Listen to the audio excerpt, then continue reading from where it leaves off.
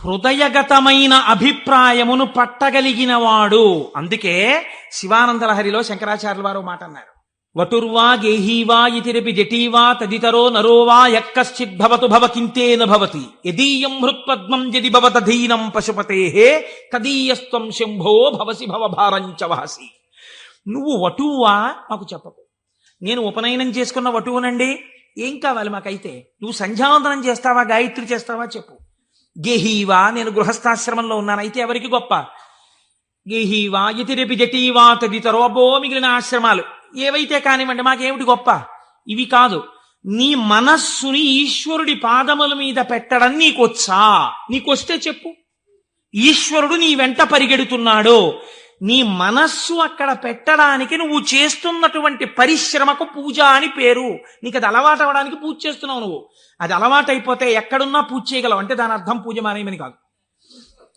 కాబట్టి హృదయగతాభిప్రాయమును పట్టగలిగినటువంటి వాడు, ఇది సర్వజ్ఞత, స్వతంత్రత, ఇవి రెండు ముడిపడి ఉంటాయి ఈశ్వరుడితోటి. అన్నీ చూస్తుంటాడు ఏకకాలమునందు. సమస్త చరాచర జగత్తులో ఉన్నటువంటి ప్రాణుల యొక్క హృదయాంతర్గత భావములను తాను చూస్తాడు.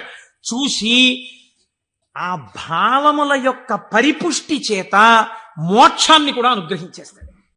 సర్వమంగళములకు కారణమైనటువంటి వాడు, సర్వ జగన్నియామకుడు, సృష్టి స్థితి లయలు చేసేటటువంటి వాడు తానొక్కడే అయి ఉండి, కానీ సృష్టి చేసినప్పుడు ఒకడిగా, స్థితికారకుడిగా ఉన్నప్పుడు ఒకడిగా, లయకారకుడిగా ఉన్నప్పుడు ఒకడిగా, మూడుగా కనపడుతూ ఆయన యొక్క అనుగ్రహము చేత జ్ఞానము కలిగినప్పుడు అవి మూడు కావు ఒక్కటే అన్న జ్ఞానము ఎవరి నుంచి ప్రసరిస్తుందో ఆయన మహేశ్వరుడు. ఆయనే మూడుగా కనపడేటటువంటి ఒక్కటి. అందుకే పోతన గారు భాగవతంలో ఒక చోట ఒక మాట అంటారు, మూడు మూర్తులకును మూడు రూపములకు మూడు కాలములకు మూలమగుచు భేదమగుచు తుతి కభేదమయ్యొప్పారు బ్రహ్మమనగ నీవే పాలనయన అని పిలుస్తారు. మూడు రూపములకు, మనకి సృష్టి స్థితి లయ అని మూడు మాటలు వాడుతుంటాం. సృష్టి అంటే ఇత పూర్వం లేనటువంటి దాన్ని మన కంటికి కనపడేటట్టుగా ఒక కొత్త వస్తువు తయారగుట, ఒక కొత్త ప్రాణి ఆవిర్భవించుట, దానికి సృష్టి కార్యము అంటారు. స్థితి అంటే వచ్చినటువంటి పదార్థము కొంతకాలం అలా క్షేమంగా ఉండుట. లయము అంటే ఎక్కడి నుంచి వచ్చిందో అక్కడికి వెళ్ళిపోవుట. అయితే చాలామందికి ఒక తప్పు అభిప్రాయం ఉంటుంది. రుద్రుడు లేదా శివుడు అనేటప్పటికీ ఆయన సంహారకర్త, అనగా చంపేస్తాడు బాబోయ్. శంకరుణ్ణి ప్రార్థన చేస్తే ఆయన లయకారకుడు కదండి, చంపేస్తాడంటారు. కాదు, అన్ని వేళలా లయము అన్న శబ్దానికి అర్థం కేవలం చంపేయడం కాదు. ఆయన చాలా ఉదారుడై ఉంటాడు. మీకు నేను కొన్ని ఉదాహరణలు చూపిస్తాను. మనకి లయమునందు స్వల్పకాలిక లయము అని ఒక మాట ఉంది. స్వల్పకాలిక లయం అంటే ఏమిటో తెలుసా అండి? నేను ఆఫీస్కి వెళ్ళాననుకోండి, నా ప్రయోజనం ఏమిటి? ఆఫీస్కి వెళ్ళడం దేని గురించి అంటే, నా ఇంట్లో ఉన్న భార్యాబిడ్డలు క్షేమంగా సంతోషంగా ఆనందంగా ఉండేటట్టుగా వాళ్ళకి కావలసినటువంటి ద్రవ్యమును సంపాదించడానికి ఆఫీస్కి వెళ్తాను. ఆఫీస్ ఎంత బాగున్నా నేను ఆఫీస్లో ఉండిపోను. ఆఫీస్కి వెళ్ళడం ఎందుకంటే ఇంటికి వచ్చేయడానికి తప్ప. ఆఫీస్కి వెళ్ళి ఆఫీస్లో ఉండిపోవడానికి ఆఫీస్కి ఎవరు వెళ్ళరు, ఇంటికి వచ్చేస్తారు. ఇంటికి వచ్చేస్తే అమ్మయ్యా ప్రాణం హాయిగా ఉందంటారు. మీరు చూడండి, తీర్థయాత్రలకు వెళ్ళిన వాళ్ళు ఓ మాట అంటుంటారు, ఓ 10 రోజులో 15 రోజులో యాత్రకు వెళ్ళినప్పుడు బాగుంటుంది. యాత్రకు వెళ్ళి రాగానే మొదట వచ్చే మాట ఏమిటంటే, భార్య భోజనం పెట్టగానే ఇంట్లో చారు అన్నం అయినా ఎంత సుఖంగా ఉందోనే అంటాడు. తన ఇల్లు అనేటప్పటికీ ఒక తృప్తి. అలాగే మీ యొక్క స్వస్వరూపమునందు మీరు నిలబడినప్పుడు సుఖదుఖములనేటటువంటివి లేకుండా పరమ ప్రశాంతమైన స్థితిలో మీరు ఉంటారు. మీ స్థితి అసలు ఏమిటి? ఆనందకరమైనటువంటి స్థితి. మరి దుఃఖం ఎందుకు వస్తుంది? మనస్సు యొక్క సంకల్ప వికల్పముల వలన దుఃఖం వస్తుంది. ఆ మనస్సు సుషుప్తిలో ఆత్మలోకి చేరిపోయింది అనుకోండి, ఏమీ తెలియని స్థితిలో, అది అజ్ఞానం అంటే మనం తెలుసుకోలేం. కానీ మీరు బాగా గాఢ నిద్ర పట్టినప్పుడు ఎలా ఉంది అన్నారనుకోండి, ఎవ్వడూ కూడా ఎంత దుఃఖంగా ఉందోనండి, అంత గాఢ నిద్ర పట్టింది, ఎంత ఏడుపు వచ్చిందో ఆ గాఢ నిద్రలో అన్నవాడు మీకు ప్రపంచంలో ఉండడు. ఎంత హాయిగా నిద్ర పట్టిందో అంటాడు. ఏమిటా హాయి? మనస్సు లేకపోవడమే హాయి. మనస్సు ఆత్మలోకి వెళ్ళిపోయింది. అలా వెళ్ళిపోయి ఆత్మగా ఉండిపోతే ఎంత సంతోషమో, ఎంత హాయో, ఎంత ఆనందమో, ఈ బాహ్యమును గురించినటువంటి ఎరుక అంతా ఆగిపోతుంది. ఆగిపోయినప్పుడు గొప్ప ఆనందాన్ని పొందుతాడు. ఇలా ఆనందాన్ని పొందినటువంటి స్వరూపము ఏది ఉన్నదో ఆ ఆనందమే శంకరుడు, ఆ ఆనందమే పరమశివుడు. ఆయన ఈ నిద్ర పోయినప్పుడు దీనిని స్వల్పకాలిక లయము అని పిలుస్తారు. నిద్ర పట్టలేదనుకోండి, అంతకన్నా భయంకరమైన స్థితి ప్రపంచంలో ఇంకోటి ఉండదు, అంతకన్నా దుఃఖం కూడా ఇంకోటి ఉండదు. ఒక్కరోజు రాత్రి 1 వరకు నిద్ర పట్టలేదనుకోండి, పిచ్చెక్కినట్టు ఉంటుంది. ఏం చెయ్యాలో అర్థం కాక. ఏదో అలవాటు ఉన్నవాడైతే ఏ పుస్తకమో తీసుకాసేపు చదువుకుంటే వేరు మాట అనుకోండి.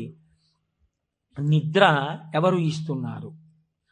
నిద్రని భగవంతుడు మీరు అర్థించకుండా, మీరు ఏ ప్రయత్నమూ చెయ్యకుండా తిరిగి తిరిగి తిరిగి తిరిగి విషయ సుఖాలలో మీరు మగ్నమై ఇంద్రియములన్నీ అలిసిపోయి మనస్సు అలిసిపోతే ఈ శరీరాన్ని తీసుకెళ్లి ఓ మంచం మీదో, పరుపు మీదో, నేల మీదో, చాప మీదో, బొంత మీదో పడుకోబెట్టేస్తే ఆయన చక్కగా ఇంద్రియాల్లో ఉన్న శక్తిని అంతటినీ తీసి మనస్సులో పెట్టేస్తాడు. కళ్ళల్లో ఉన్న శక్తి వెనక్కి తీసి మనస్సులో పెడతాడు. కళ్ళు తెరిచి ఉంటాయి కానీ చూడడు. ఒక్కొక్కడు కళ్ళు తెరిచి నిద్రపోతాడు, లేకపోతే సగం తెరిచి నిద్రపోతాడు, కానీ ఏం చూడలేడు. ఎందుకంటే శక్తి వెనక్కి వెళ్ళిపోయింది. చెవు దగ్గరికి వెళ్ళి మాట్లాడినా వినపడదు. ఎందుచేత? ఆ చెవికి వినపడే శక్తి మనస్సులోకి వెళ్ళిపోయింది. ఇంద్రియాలలో ఉన్న శక్తి మనస్సులోకి, మనస్సు ఆత్మలోకి వెళ్ళిపోతుంది. ఈ గాఢమైనటువంటి సుషుప్తి అనబడేటటువంటి నిద్రలో ఈశ్వరుడు మనకు ఒక గొప్ప ప్రయోజనాన్ని చేకూరుస్తాడు. దీన్నే స్వల్పకాలిక లయము అంటారు. మనం ఛార్జింగ్ లైట్ని కరెంటుతో ఛార్జ్ చేసినట్టు ఈ మనస్సు ఇంద్రియముల యొక్క శక్తి తీసుకుని ఆత్మలోకి వెళ్ళి కూర్చుంటుంది. కూర్చున్నప్పుడు ఈ ఆత్మ మళ్ళీ మనస్సుకి ఇంద్రియములకు కావలసినటువంటి బలాన్ని ఇస్తుంది. తెల్లవారి నిద్ర లేవగానే మనస్సు మేల్కొంటుంది. మేల్కొనడం అంటే ఆత్మ నుంచి విడివడుతుంది. అసలు యథార్థమునకు సృష్టి, స్థితి, లయ అన్నవి ఎక్కడ దర్శనం చేయాలో తెలుసా అండి? మీరు ఇక్కడే దర్శనం చెయ్యాలి. అది మహేశ్వర స్వరూప దర్శనం అవుతుంది. మీకు ఎలా దర్శనం చెయ్యాలి? మీకు నిద్ర లేవగానే మొట్టమొదటి ఆలోచన అయితే వచ్చిందో దానికి మీరు సాక్షిగా ఉన్నారనుకోండి. తెలివి రాగానే నాకు మొదట ఏం ఆలోచన వచ్చింది అంటే ఆలోచన మనస్సు యొక్క స్వరూపం. అది ఏం ఆలోచించిందని మీరు ఆలోచనని పసిగట్టి వేరుగా ఉండడం మీరు ఆత్మగా ఉండడం. ఆత్మగా ఉండి మీరు మొదటి ఆలోచనని చూశారనుకోండి, దాని ఆలోచనల్ని చూడడం మీకు అలవాటు అవుతుంది. ఇది సృష్టి, చతుర్ముఖ బ్రహ్మ దర్శనం. కాబట్టి బ్రహ్మగారికి పూజ లేదు. ఎందుకనంటే ఆ సంకల్ప దర్శనము చేత మాత్రమే మీరు బ్రహ్మదర్శనం చేసేస్తారు. సృష్టి ప్రారంభమైంది అంటే మీ మనస్సు బయటికి వచ్చింది. ఇప్పుడు మీకేం కావాలి? స్థితి కావాలి. స్థితి అంటే నిర్వహణ శక్తి కావాలి. కొన్ని సంకల్పములను మనస్సు చేస్తుంది, వీటిని విడగొట్టగలిగిన ప్రజ్ఞ కావాలి. అది వ్యగ్రతతో ఇవాళ ఈ పని చేయి అంటుంది, నేను చేయను. నీకేం, నీ సొమ్మేం పోయింది నువ్వు చెప్తావు, కానీ మూట కట్టుకొని అనుభవించవలసిన వాడిని నేను చేయను అని మనస్సుకు ఎదురు తిరిగి చెప్పి, ఈ మాట చెప్పావు చాలా బాగుంది, ఇది చేస్తున్నాను అని మనసు చెప్పినవి కొన్ని అంగీకరించగలగాలి. ఇలా చెయ్యడానికి మీకు సమర్థత కావాలి. ఇది నిర్వహణ సమర్థత. అడ్మినిస్ట్రేటివ్ ఎబిలిటీస్ అంటారు చూసారా? ఒక కుర్చీలో కూర్చుంటే ఆయన ఆఫీసర్ గారు, ఆ కుర్చీకి ఒక శక్తి ఉంటుంది. ఆ శక్తిని పొంది ఉన్నవాడు స్థితికారకుడు. స్త్రీగా చెప్తే నారాయణి అమ్మవారు, పురుషుడిగా చెప్తే శ్రీ మహావిష్ణువు. ఆయన స్థితికారుడు. కాబట్టి మీరు ప్రాతకాలమునందు తప్పకుండా విష్ణునామం చెప్పాలి. మీరు పూజామందిరంలోకి వెళ్ళి కూర్చోగానే విష్ణునామంతో ప్రార్థన ప్రారంభం కావాలి. అందుకే ఓం కేశవాయ స్వాహ, ఓం నారాయణాయ స్వాహ, ఓం మాధవాయ స్వాహ, గోవింద విష్ణు మధుసూదన త్రివిక్రమ వామన శ్రీధర హృషికేశ పద్మనాభ దామోదర సంకర్షణ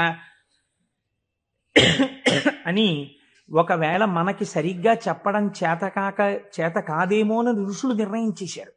అసలు పూజ ప్రారంభమే ఆచమనంతో, ఆచమనం విష్ణునామాలతో.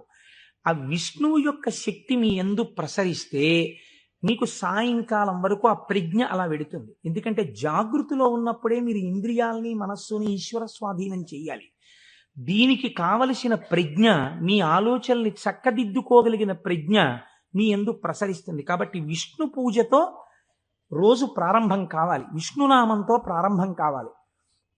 తరువాత మీరు అభిషేకం చేసుకోవచ్చు, శివార్చన చేయవచ్చు. నేను అలా అలా చెయ్యవద్దని నేను చెప్పట్లేదు. విష్ణునామంతో ప్రారంభించాలి. మనకి భగవంతుడు ఒక్కడే, కానీ మనకి ప్రయోజనం చేకూర్చడానికి అన్ని రూపాల్ని పొందాడు. రాత్రి నిద్రపోయే ముందు శాస్త్రం అంది 11 మార్లు. ఇంకా నువ్వు నామం చెప్పేసిన తర్వాత ఇక మాట్లాడకూడదు. 11 మాటలు శివ శివ శివ శివ శివ శివ శివ అని 11 మాటలు అనుకుని విశ్రాంతి స్థానమునకు శరీరమును చేర్చేయాలి. ఇక పడుకున్న తర్వాత ఇక మాట్లాడడం. ఇప్పుడు ఈ శివానుగ్రహం స్వల్పకాలిక లయం. సృష్టిని దర్శనం చేశాడు, స్థితికారకుణ్ణి ప్రార్థన చేశాడు. ఈ రోజు చేసినటువంటి పనులన్నీ మంచి పనులైతే నిద్రలో నీకు సాత్వికమైనటువంటి ఆలోచనలు వస్తాయి. సాత్వికమైన ఆలోచనలతో, చిత్తశాంతితో, భయానకమైన కలలు రాకుండా హాయిగా నిద్రపుచ్చగలిగినటువంటి స్వరూపము స్వల్పకాలిక లయమైనటువంటి పరమశివ స్వరూపము. శివనామం చెప్పి నిద్రపోతే నిద్రా సమాధి స్థితి, అది సమాధి స్థితి అవుతుంది. మళ్ళీ లేచాడు, మళ్ళీ సృష్టికర్త దర్శనం చేస్తాడు. తొలితలంపు ఏది వస్తోందో దాన్ని మీరు ఈశ్వరుడి వైపుకి తిప్పడం అలవాటు చేయాలి మనస్సుకి ప్రయత్నపూర్వకంగా. ఫస్ట్ డిక్టం లోపల నుంచి ఏం రావాలో తెలుసా అండి, అది మీరు అలవాటు చేయాలి. అప్పుడు మీరు ఒక రోజుని, కాలమునందు ఒక రోజు అనబడేటటువంటి విభాగమును మహేశ్వరుడిగా మారుస్తున్నారు మీరు. ఇది మహేశ్వరార్చనము. ఒక రోజు మహేశ్వరుడైంది, మీరు ఆ మహేశ్వరార్చన చేత మీరు మహేశ్వరుడైనారు. ఎలా అంటే మొట్టమొదటి ఆలోచన బయటికి వస్తూనే మనస్సుకి ఒకటి అలవాటు ఉండాలి. ఏమిటో తెలుసా అండి అలవాటు? ఇది చిత్రంగా ఉంటుంది. చిలకకి సహజ స్వభావం ఏమిటి? మీరు ఒక పంజరంలోంచి బయటికి తీస్తే ఎగిరిపోవడం. కానీ కొంతమంది చిలక ప్రశ్న అని జ్యోతిష్యం చెప్పేవాళ్ళు ఉంటారు. వాళ్ళు పంజరంలోంచి తలుపు పైకెత్తి చిలకని బయటికి పిలుస్తారు. చిలక బయటికి వచ్చి ఎగిరిపోదు. ఎగిరిపోకుండా వచ్చి అక్కడ పెట్టిన పుస్తకాల్ని ముక్కు పెట్టి లాగి ఒక పుస్తకాన్ని నుంచి లోపలికి వెళ్ళిపోయి కూర్చుంటుంది. ఆయన తలుపు వేయలేదనుకోండి, అది ఎగరదు, అందులోనే కూర్చుంటుంది. అదేంటి స్వేచ్ఛగా ఎగిరే చిలక ఎగరకుండా ఇలాంటి పనులు చేయడం ఏంటి అంటే ఆయన అలా తర్ఫీదు ఇచ్చాడు దానికి, అందుకని అది అలా ప్రవర్తిస్తుంది. మీరు కూడా మీ మనస్సుకి తర్ఫీదు ఇవ్వడం మీకు రావాలి.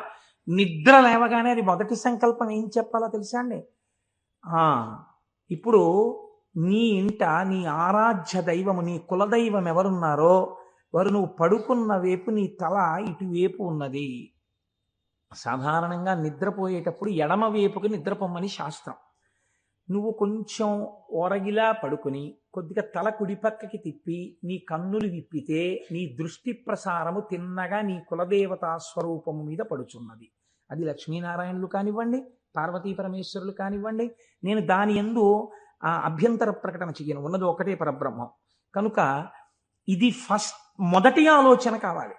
ఇది మనస్సుకి మీరు అలవాటు చేయాలి. అంతేకాని టైం అయిపోతోందని గడియారం వంక చూస్తూ కంగారుగా లేవడం అలవాటు కాకూడదు.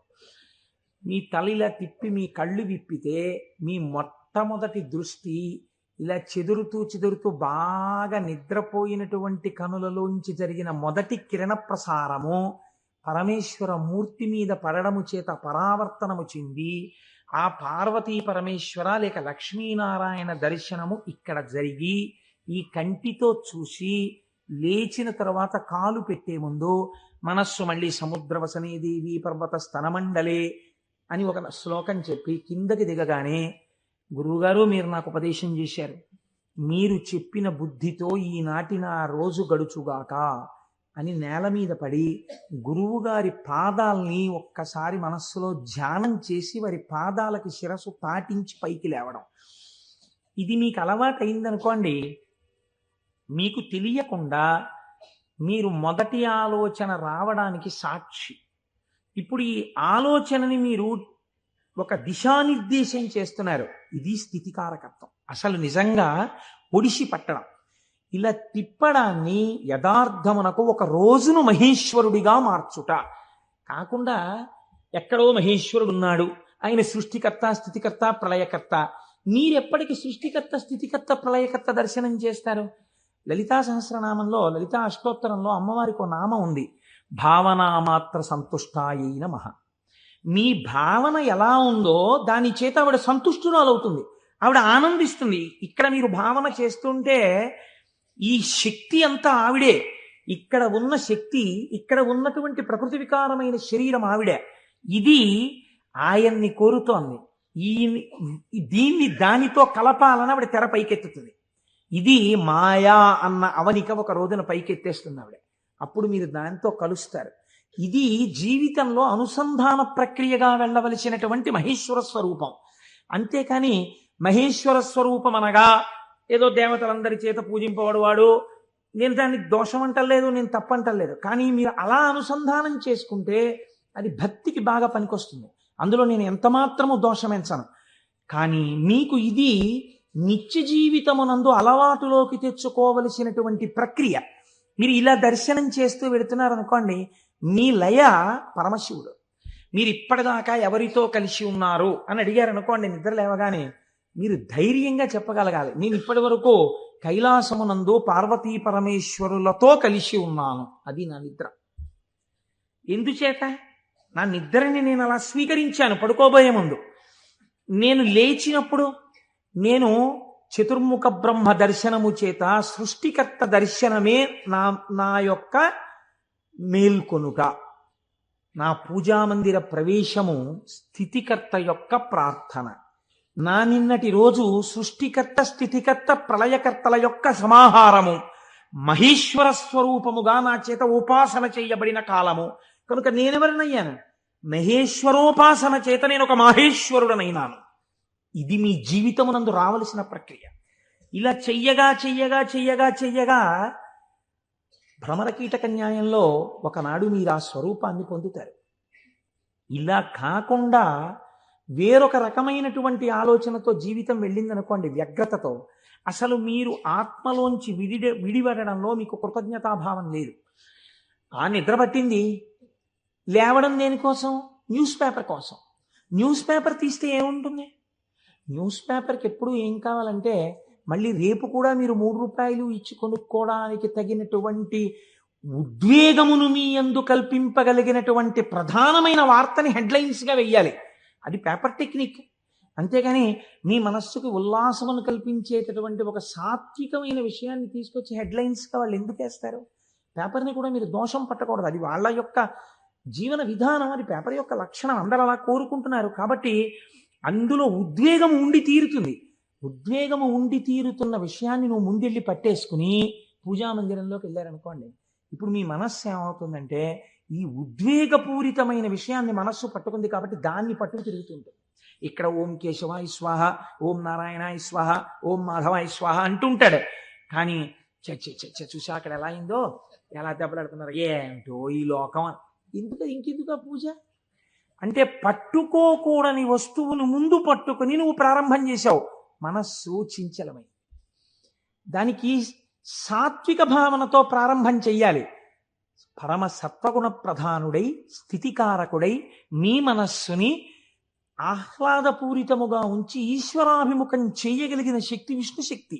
అందుకని విష్ణునామంతో రోజు ప్రారంభం కావాలి. కనుక ఇది మీరు నిత్య జీవితంలోకి మహేశ్వర స్వరూపాన్ని తెచ్చుకోవలసినటువంటి విధానం. ఇప్పుడు ఈ మహేశ్వరుడు మీరు మామూలుగా వాంగ్మయ రీత్యా చూసినప్పుడు ఈయన నియంత నియంత అన్న మాట నేను తేలికగా ఎందుకు వాడేశానో తెలుసా అండి? అది పౌరాణికమైన భాషలో వాడబడిన మాట కాదు. నువ్వు ఇలా ఎందుకు చేశావు అని వేరొకరు అడగలేనివాడు. ఈ ఈశ్వరుడు యొక్క స్థితి ఎలా ఉంటుందంటే అసలు మీరు అలా అడగడానికి వస్తువుని ఆయన మీకు దూరం చెయ్యాలి, మీ చేత ఏడిపించాలి. అది ఆయన తప్ప ఒప్ప? మీరు చేసిన పాపపుణ్యాలను ఆయన లెక్క రాసుకున్నాడు. నాకు వద్దు అంటే, నాకు దుఃఖం వద్దంటే చెయ్యకు పాపం. దుఃఖం వద్దనుకుంటే పాపం చెయ్యకు. ఈశ్వరుడు నీకు పుణ్యమే చేస్తే నీకు సుఖమే ఇవ్వడానికి ఆయన సిద్ధంగా ఉన్నాడు. నువ్వు బురదగుంటలో పడుకుని నాకు పన్నీటి వాసనలు కొట్టాలి నా శరీరం అంటే ఎందుకు కొడుతుంది? ఎలా కొడుతుంది? నువ్వు ఏం చేశావో దాని ఫలితాన్ని నువ్వు పొందుతుంటావు. కాబట్టి ఈశ్వరుడు నీ కంటికి కనపడి ఫలితాన్ని ఇవ్వడు, వెనక నుండి ఫలితాన్ని ఇస్తాడు. ఇదే పోతన గారు అంటారు, స్త్రీ పురుష నపుంసకమూర్తియును కాక తిర్యక అమర నరాది మూర్తియును కాక కర్మ గుణ భేద సరసత్ప్రకాశి కాక వెనుక నన్నియుతానగు విభుతలంతు. ఆ వెనకనున్న పరమాత్మ ఉన్నాడే, నేను ఆయనకి నమస్కరిస్తున్నాను అన్నారు. ఇప్పుడు చూడండి, ఆ మహేశ్వర శబ్దం గురించి అన్నారు, త్వం ఈశ్వరాణం పరమం మహేశ్వరం తం దేవతానాం పరమంచ దైవతం. దేవతలందరూ కూడా ఎవరిని ప్రార్థన చేసి నమస్కరిస్తారో, సర్వ జగత్తుని ఎవడు నియమించి పోషించి రక్షించుతున్నాడో, ఎవడు దీనిని నిలబెడుతున్నాడో, ఎవడు తనలోకి తీసేసుకుంటున్నాడో వాడే మహేశ్వరుడు, వాడు సర్వజగన్నియామకుడు, వాడు పరబ్రహ్మమై ఉన్నాడు. ఇటువంటి పరబ్రహ్మము నీకెక్కడ దర్శనం అవుతుంది అని అడిగారు. చూడవచ్చా, మాకు ఎప్పుడైనా ఇలాంటి వాడిని ఒకసారి చూడాలనిపించింది అంటే శాస్త్రం అంది, మహేశ్వర దర్శనము చెయ్యడానికి మహేశ్వర దర్శనము చెయ్యాలన్న తాపత్రయము నీకు కలగాలి అని. ఇదొక చిత్రమైన మాట అండి. మీరు కొంచెం జాగ్రత్తగా ఆలోచించండి. ఒక మహాపురుషుడు ఒక ఆయన ఉన్నాడు ఈ లోకంలో. కృష్ణావధానుల గారని ఒక ఆయన ఉన్నారు. ఆయన ఒక మహాపురుషుడు. వేదం చదువుకోవడం కాదు, చదువుకున్న వేదాన్ని నిరంతరము అనుష్ఠానములోకి తెచ్చుకున్నవారు. అంతటి మహాపురుషుడు ఆయన. అలాగా అండి, అంటే ఏం చేస్తుంటారండి అంటే, 4 ఆవుల మధ్యలో తుఫాన్ వచ్చి పాక కొట్టుకుపోతే 10,000 రూపాయలు పట్టుకొచ్చి ఎవరో ఇస్తే శివాలయం కట్టడానికి విరాళం ఇచ్చేసి, శివుడికి ముందు గుడి కట్టండి తర్వాత నేను ఉంటానులేంటని ఆవుల మధ్యలో కాపరం చేసి బతికినవాడు. అంతటి మహానుభావుడు. తను నమ్ముకున్న వేదాన్ని నిరంతరము ఆచరణలో పెడతారు. వారు నా గృహప్రవేశానికి వచ్చారు. వస్తే ఆ రోజు నేను కొంచెం ఈ సంభారాలన్నీ పూర్తి చేసుకుని వేద పఠనం ఏర్పాటు చేసి నేను ఇంట్లోకి వెళ్ళేటప్పటికీ కించిత్ అసుర సంధ్య వేళయింది. నేను వెళ్ళేటప్పటికి వారు వెళ్ళిపోతున్నారు. అరేరే ఇదేంటి వెళ్ళిపోతున్నారు కృష్ణావధానులు గారు, అలా వెళ్ళిపోరే, ఈ కోటేశ్వరరావు మనం వచ్చేటప్పటికి లేడు, స్వాగతం చెప్పలేడని కోపగించుకుని వెళ్ళిపోయే మనిషి కారేవారు, ఎందుకు వెళ్ళిపోతున్నారు? ఓహో అసుర సంధ్య వేళ, సంధ్యావందనానికి ఎడుతూ ఉండాలి అనుకున్నాను. ఎవరినో పిలిచి కృష్ణావధానులు గారు ఎక్కడికి ఎడుతున్నారండి. వెంకటేశ్వర స్వామి గుళ్ళో కూర్చుని సంధ్యావందనం చేసుకోవడానికి ఎడుతున్నారు. ఆయన సంధ్యావందనం చేయలేదనుకోండి, మీరు నేను అడుగుతామా, అయ్యా మీరు సంధ్యావందనం ఎందుకు చేయలేదండి అని. ఎక్కడ నుంచో కష్టపడి కాకినాడ వచ్చి ఆ వేళకి మాత్రం సభలోంచి లేచి వెళ్ళిపోయి వెంకటేశ్వర స్వామి గుళ్ళో కూర్చుని సంధ్యావందనం చేసుకుని మళ్ళీ తిరిగి వచ్చి సభలో కూర్చున్నారు ఆయన. ఇది తాను చదివినటువంటి వేదాన్ని, తాను తెలుసుకున్న విషయాన్ని ఆచరణలో పెట్టడం. దీనిని శ్రద్ధ అంటుంది శాస్త్రం. నీకు చెప్పడం కాదు, నీకు అనుష్ఠాన పర్యంతమునందున్నదా, దీనికి ఎవడో చూస్తాడని కాదు, ఈశ్వరుడు సర్వసాక్షి చూస్తున్నాడన్న బెరుకు నీకుంటే ఒకడు చూసి మెచ్చుకోవాలని నువ్వు చెయ్యవు, నీ చెయ్యడం నీ విధి అని నువ్వు చేస్తావు. ఇప్పుడు నువ్వు అటువంటి మహాపురుషుడు ఒకడు ఉన్నాడు, నువ్వు తెలుసుకున్నావు. ఇప్పుడు మీ మనస్సు ఏమవుతుంది? ఎప్పుడైనా కృష్ణావధానుల గారిని చూద్దామనిపిస్తుంది కదండి. ఇప్పుడు రేపు సుబ్రహ్మణ్యేశ్వర స్వామి వారికి మనం ఇక్కడ ఉత్సవం చేయబోతున్నాం. ఆ సుబ్రహ్మణ్యేశ్వర స్వామి వారికి ఉత్సవం చేసిన రోజున కారు దిగి నడవలేక శిష్యులు పట్టుకుంటే కృష్ణావధానులు గారు వచ్చి ఇక్కడ కుర్చీలో కూర్చున్నారనుకోండి, నీ ప్రయత్నం లేకుండా, వారు కోటీశ్వరుడని కాదు, వారు పెద్ద ఆఫీసర్ అని కాదు, మోకాళ్ళ మీదకి పంచె కట్టుకుని లాల్చీ కూడా వేసుకోకుండా ఓ ఉత్తరీయం కప్పుకుని గుండు చేయించుకుని పిలక పెట్టుకుని 3 విభూతి రేఖలు పెట్టుకుని బొట్టు పెట్టుకుని సరిగ్గా కనపడక కళ్ళు చిప్పిలించి చూస్తున్న కృష్ణావధానులు గారు అడుగు తీసి అడుగేస్తుంటే మీ అందరి చేతులు ఇలా అంటాయి. ఎందుకంటాయి? ఆయన ఒక మహాత్ముడన్న ఎరుక మీకు కలిగింది. ఈ ఎరుక లేకుండా మీరు దర్శనాన్ని వాంఛిస్తారా? మీరు ఒకసారి ఈ శివమహాపురాణాన్ని వినడం ఒక కథ కింద వినే ప్రయత్నం మీరు చేయకండి. అది మీ జీవితాన్ని అభ్యున్నతి మార్గంలోకి తీసుకెళ్ళదు. దాన్ని మీ నిత్య జీవితంలో మీకు ఎలా ఉపయోగపడుతుందో మీరు ఆలోచించండి. పరమాచార్య స్వామి ఎక్కడ మాట్లాడినా, ఎప్పుడు మాట్లాడినా అలాగే మాట్లాడేవారు. ఎప్పటి కథల కిందో వారు మాట్లాడేవారు కాదు, ఇప్పుడు నీకు ఎలా పనికి వస్తుందో వారు మాట్లాడేవారు. అది ఒక సద్గురువుకు ఉండవలసిన లక్షణం. అందుకే నడిచే దేవుడు అయ్యారు మహానుభావుడు. కాబట్టి చూడండి, ఇప్పుడు మీకు కృష్ణావధానులు గారు అంటే తెలిసింది, వారిని చూడాలి అనిపిస్తుంది. ఉదాహరణకి వారు రాలేదనుకోండి సుబ్రహ్మణ్యోత్సవానికి, ఎందుచేతంటే వారి శరీరం చాలా డస్సిపోయింది, పెద్దవారు అయిపోయారు. కానీ మీరేమంటారు? కృష్ణావధానులు గారు ఎక్కడ ఉంటారంటే ఒకసారి వెళ్ళి మేము దర్శనం చేసుకొస్తాం అంటారు. అమ్మ ఈ టైంలో వెళ్ళండి, ఈ టైం కాకుండా వెళ్ళకండి, వారికి ఇబ్బంది, పెద్దవారు అయిపోయారు, ఈ సమయంలో వెళ్ళండి దర్శనం ఇస్తారు. మీరు ఏం చేస్తారు? ఇంత డబ్బు పాడు చేస్తున్నాం, పోతే పోయింది, కారుకి 500 పెట్టుకుని వెళ్ళొద్దాం అని ఒక ఆదివారం నాడు పొద్దున అలా కృష్ణావధానుల గారి దగ్గరికి వెళ్ళి వచ్చిన వాళ్ళు ఎంతమందో నాకు తెలుసు. కారు వేసుకుని వెళ్ళి ఓ 1 డజన్ అరటిపళ్ళు ఏవో ఇచ్చి ఒక్కసారి ఆయన్ని చూడగానే, ఇప్పుడు మీకు ఆయన గురించి ఆయన ఏం చెప్పుకోరుగా, కానీ మీరు ఆయన్ని చూస్తుంటే, ఆయన కూర్చుంటే, మీరు ఎక్కడి నుంచి వచ్చారమ్మా అని అడుగుతుంటే, ఆయన ఏదో 4 శ్లోకాలు చెప్తుంటే, ఆ గొంతు తడబడిపోతుంటే, పెద్దవారైపోయి వారు మాట్లాడుతుంటే మీ మనసు ఆర్ద్రమైపోతుంది. మీకు తెలియకుండా మీ కన్నుల వెంట నీళ్లు కారుతాయి. అబ్బా, ఏం మహాపురుషుడు, ఏం మహాపురుషుడని పటికి బెల్లం తినేసిన నోరు తీపిగా ఉన్నట్టు మళ్ళీ కారెక్కి వచ్చేస్తారు ఇంటికి. ఎందుకు వెళ్ళారు ఆ ఊరు 500 కారు చేయించుకుని? మీకు తెలిసింది కాబట్టి కృష్ణావధానులు గారంటే. కాబట్టి కదా మీరు దర్శనం చేశారు. మహేశ్వరుడు అంటే సృష్టికర్త, స్థితికర్త, ప్రళయకర్త అని నేను మాట చెప్పాను అనుకోండి, అది మీకు ఏం ఉపయోగపడుతుందని నేను ప్రశ్న వేస్తున్నాను. మీరు ఆలోచించండి. నేను ఈ మాట అన్నాను, అనుసంధానం మీరు కాలగతంలో ఒక రోజులోకి తెచ్చుకోండి, మీకు మహేశ్వర దర్శనం కలుగుతోంది అన్నాను. అది మీకు ఉపయుక్తం. మీరు చూడండి, నేనంటాను మహేశ్వరుడెవరో చూడాలన్న ఉత్సాహం కృష్ణావధానులు గారు ఎవరో తెలుసుకుంటే కలిగినట్టు, ఈశ్వరుణ్ణి చూడాలన్న ఉత్సాహం మీకు ఇక్కడ కలగాలంటే మీరు ఏం చేస్తే కలగదండి. నేను ఒక్క ఉదాహరణ చెప్తాను. నేను పూజ చేసుకోవడానికి కూర్చున్నాను అనుకోండి, ఓ బంతి పువ్వు చేత్తో పట్టుకున్నాను అనుకోండి. బంతి పువ్వు అన్న మాట ఎందుకు వాడానంటే చాలా తేలిగ్గా దొరికే పువ్వు. ₹1 ఇస్తే ఇన్ని పూలు ఇస్తారు. ఓ బంతి పువ్వు ఇలా పట్టుకున్నాను అనుకోండి, మీరు ఎప్పుడైనా చూడండి, పువ్వు పైన వాసన వస్తుంది. బంతి పువ్వు యొక్క కాడ తుంపండిలాగా మంచి సువాసన వస్తుంది. కాడ తుంపితే సువాసన వస్తుంది. ఈశ్వర, ఏమి అమరిక! ఒక గొట్టం మీద ఇదే రంగు రేకులు ఇలా ఇలా ఇలా ఇలా ఇలా ఇంత మొగ్గని అందులో ఇన్ని దాచి అలా విచ్చుకునేటట్టు చేసి ఇంత అమరికగా ఇలా ఉండి వాటి మీద మళ్ళీ ఓ వరస, వాటి మీద ఓ వరస, వాటి మీద ఓ వరస, మధ్యలో ఓ 5, ఇంత అందంగా తయారు చేసిన శిల్పి ఎవడు? ఎక్కడున్నాడు ఈ శిల్పి? ఈ పువ్వు నేను పూజామందిరంలో భగవంతుడి పాదముల దగ్గర వేసి రేపు ఇలా తీస్తే, కాడ పట్టుకుంటే ముందు రోజు పైకి లేచిన పువ్వు ఇవాళ కాడ పట్టుకుంటే ఇలా ఒరిగిపోయింది. ఈశ్వరుడి పాదాల మీద ఒరిగిపోవడం ఓ రోజంతా ఉండి నేర్చేసుకుని ఒరిగిపోతాను. ఇప్పుడు అంత గుబాళింపు లేదు, అంత వాసన లేదు, ఆ రేకులన్నీ ఇలా ఒరిగిపోతున్నాయి. ఇంకొంచెం ముట్టుకుంటే దుర్గంధం వచ్చి చెమాయింపు వచ్చింది. ఎవరసలు దీన్ని ఇలా ఆ బంతి మొక్కలోంచి దీన్ని తెచ్చినవాడు, ఇంత విచ్చుకునేట్టు చేసినవాడు, ఇది ఇలా ఒడిలిపోయేట్టు చేసినవాడు ఎక్కడున్నాడు అని మీకు అనుమానం వచ్చింది అనుకోండి, అప్పుడు మీ పూజ ఆర్తితో ఉంటుంది. వాడే అటువంటి వాడై ఉన్నాడు. వాడు ఈ జగత్తునంతటినీ ఇలాగే సృష్టించి నిర్వహించి లయింపచేస్తున్నాడు. వాడే నా ఆరాధ్య దైవం, అడిగో పూజామందిరంలో అని మీరు ఓం నిధనపతయే నమః అని పువ్వేయండి. రమించిపోయింది మీ హృదయం. ఇది మహేశ్వర దర్శనము. కాబట్టి ఇప్పుడు ఈ ఉత్సుకత, చూడాలి చూడాలి చూడాలి ఈశ్వరుణ్ణి అన్న తాపత్రయం మీరు సృష్టి స్థితి లయానుసంధానము నిరంతర ప్రక్రియగా చెయ్యడంలో ఉంటుంది.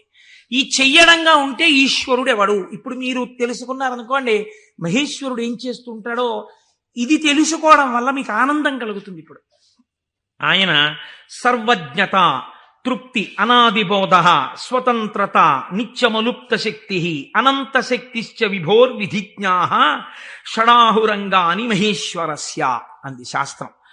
ఆయన సర్వజ్ఞత.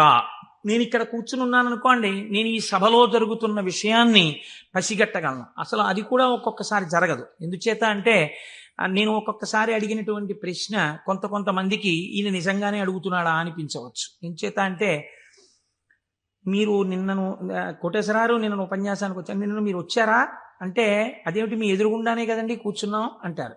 నాకు స్ఫురణలోకి వెళ్ళదు. ఎందుకు వెళ్ళదు అంటే నేను ఒక విషయాన్ని ప్రతిపాదన చేస్తున్నప్పుడు నా మనస్సు అసలు ఆ విషయం మీద రమిస్తే కదా అది వాక్కులుగా బయటికి వచ్చేది.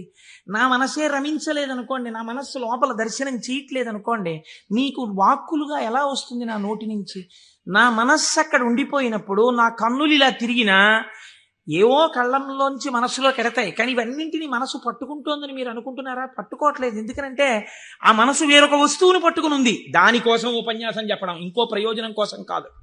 ఇలా కూర్చుంటే కాసేపు పట్టుకుంటుంది ఆ వస్తువునని. కాబట్టి ఇప్పుడు అది పట్టుకుని ఉంది, కాబట్టి ఇది పట్టుకోదు, ఇది వదిలిపెట్టేసింది. కాబట్టి కన్ను చూసినా మనస్సు పట్టుకోకుండా వదిలిపెడుతోంది.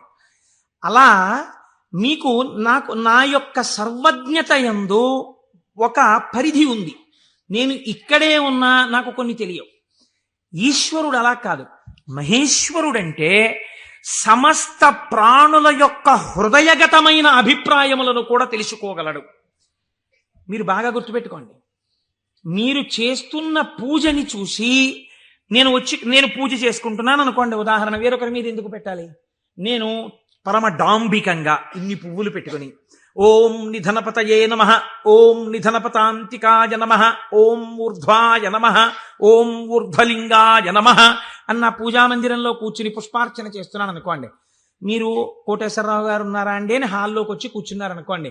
ఆహాహా, ఏం పూజ చేస్తున్నాడండి కోటేశ్వరరావు, నిజంగా ఏమి ఉచ్చారణ, ఏమి నామాలు చెప్తున్నాడు అని మీరు ఇక్కడ గబగబా సోఫాలో కూర్చున్న వారి కింద కూర్చుని కళ్ళు మూసేసుకుని, ఇప్పుడు ఆయన ఇలా పువ్వులు వేస్తుంటారు, ఇలా నామం చెప్తుంటారని మీకు ఆ నామాలు రాకపోయినా మనస్సులో ఇలా ఇలా మీ చెయ్యి అంటూ మీరు పువ్వులు వేసేస్తూ మీరు కూర్చున్నారు.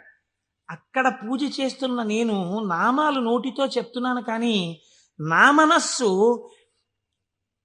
రేపు ఉదయం నేను పెళ్లికి వెళ్ళాలి, ఈ పెళ్లికి వెళ్ళినప్పుడు మనం 10ంటికి ఆఫీస్కి వెళ్ళిపోగలమా, లేకపోతే 1 గంట పర్మిషన్ పెట్టి 11 గంటలకు వెళ్ళిపోగలమా, ఒకవేళ వాళ్ళు భోజనానికి ఉండిపోమ్మంటే దీన్ని వంట చేయమని చెప్పడమా, అక్కర్లేదులే భోజనానికి ఎడదామందామా, భోజనానికి ఎడదామంటే ఇది మీరు వచ్చి నన్ను తీసుకెడతారా ఆఫీస్కి అయితే అంటుందేమో. ఇప్పుడు ఎక్కడున్నాను నేను వాళ్ళ ఇంట్లో పెట్టే భోజనం దగ్గర ఉన్నాను. పైకి ఏం చేస్తున్నాను? ఓం నిధనపతయే నమః, ఓం నిధనపతాంతికాయ నమః. నా పూజ వింటున్నవాడు, హాల్లో కూర్చున్నవాడు ఏం చేస్తున్నాడు? ఆయన కోటేశ్వరారు ఎంత బాగా పూజ చేసుకుంటున్నారో అని తను వచ్చిన పని మర్చిపోయి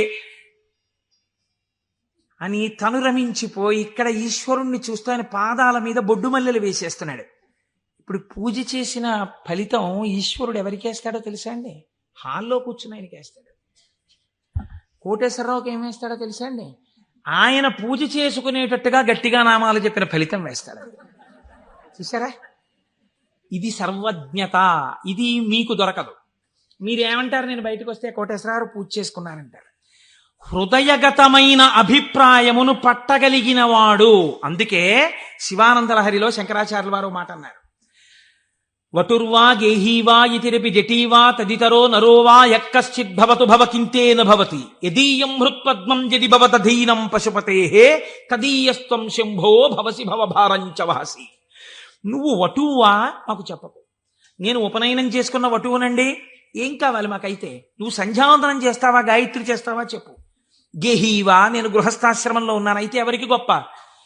గేహీవా యతిరపి జటీవా తదితరో, అబ్బో మిగిలిన ఆశ్రమాలు ఏవైతే కానివ్వండి, మాకేమిటి గొప్ప? ఇవి కాదు. నీ మనస్సుని ఈశ్వరుడి పాదముల మీద పెట్టడం నీకొచ్చా? నీకొస్తే చెప్పు.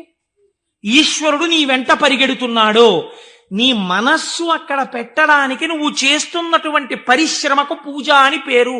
నీకు అది అలవాటు అవ్వడానికి పూజ చేస్తున్నావు. నువ్వు అది అలవాటైపోతే ఎక్కడున్నా పూజ చేయగలవు. అంటే దాని అర్థం పూజ మానేయమని కాదు.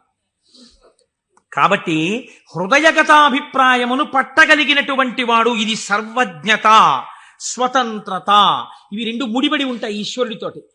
అన్నీ చూస్తుంటాడు ఏకకాలమునందు. సమస్త చరాచర జగత్తులో ఉన్నటువంటి ప్రాణుల యొక్క హృదయాంతర్గత భావములను తాను చూస్తాడు.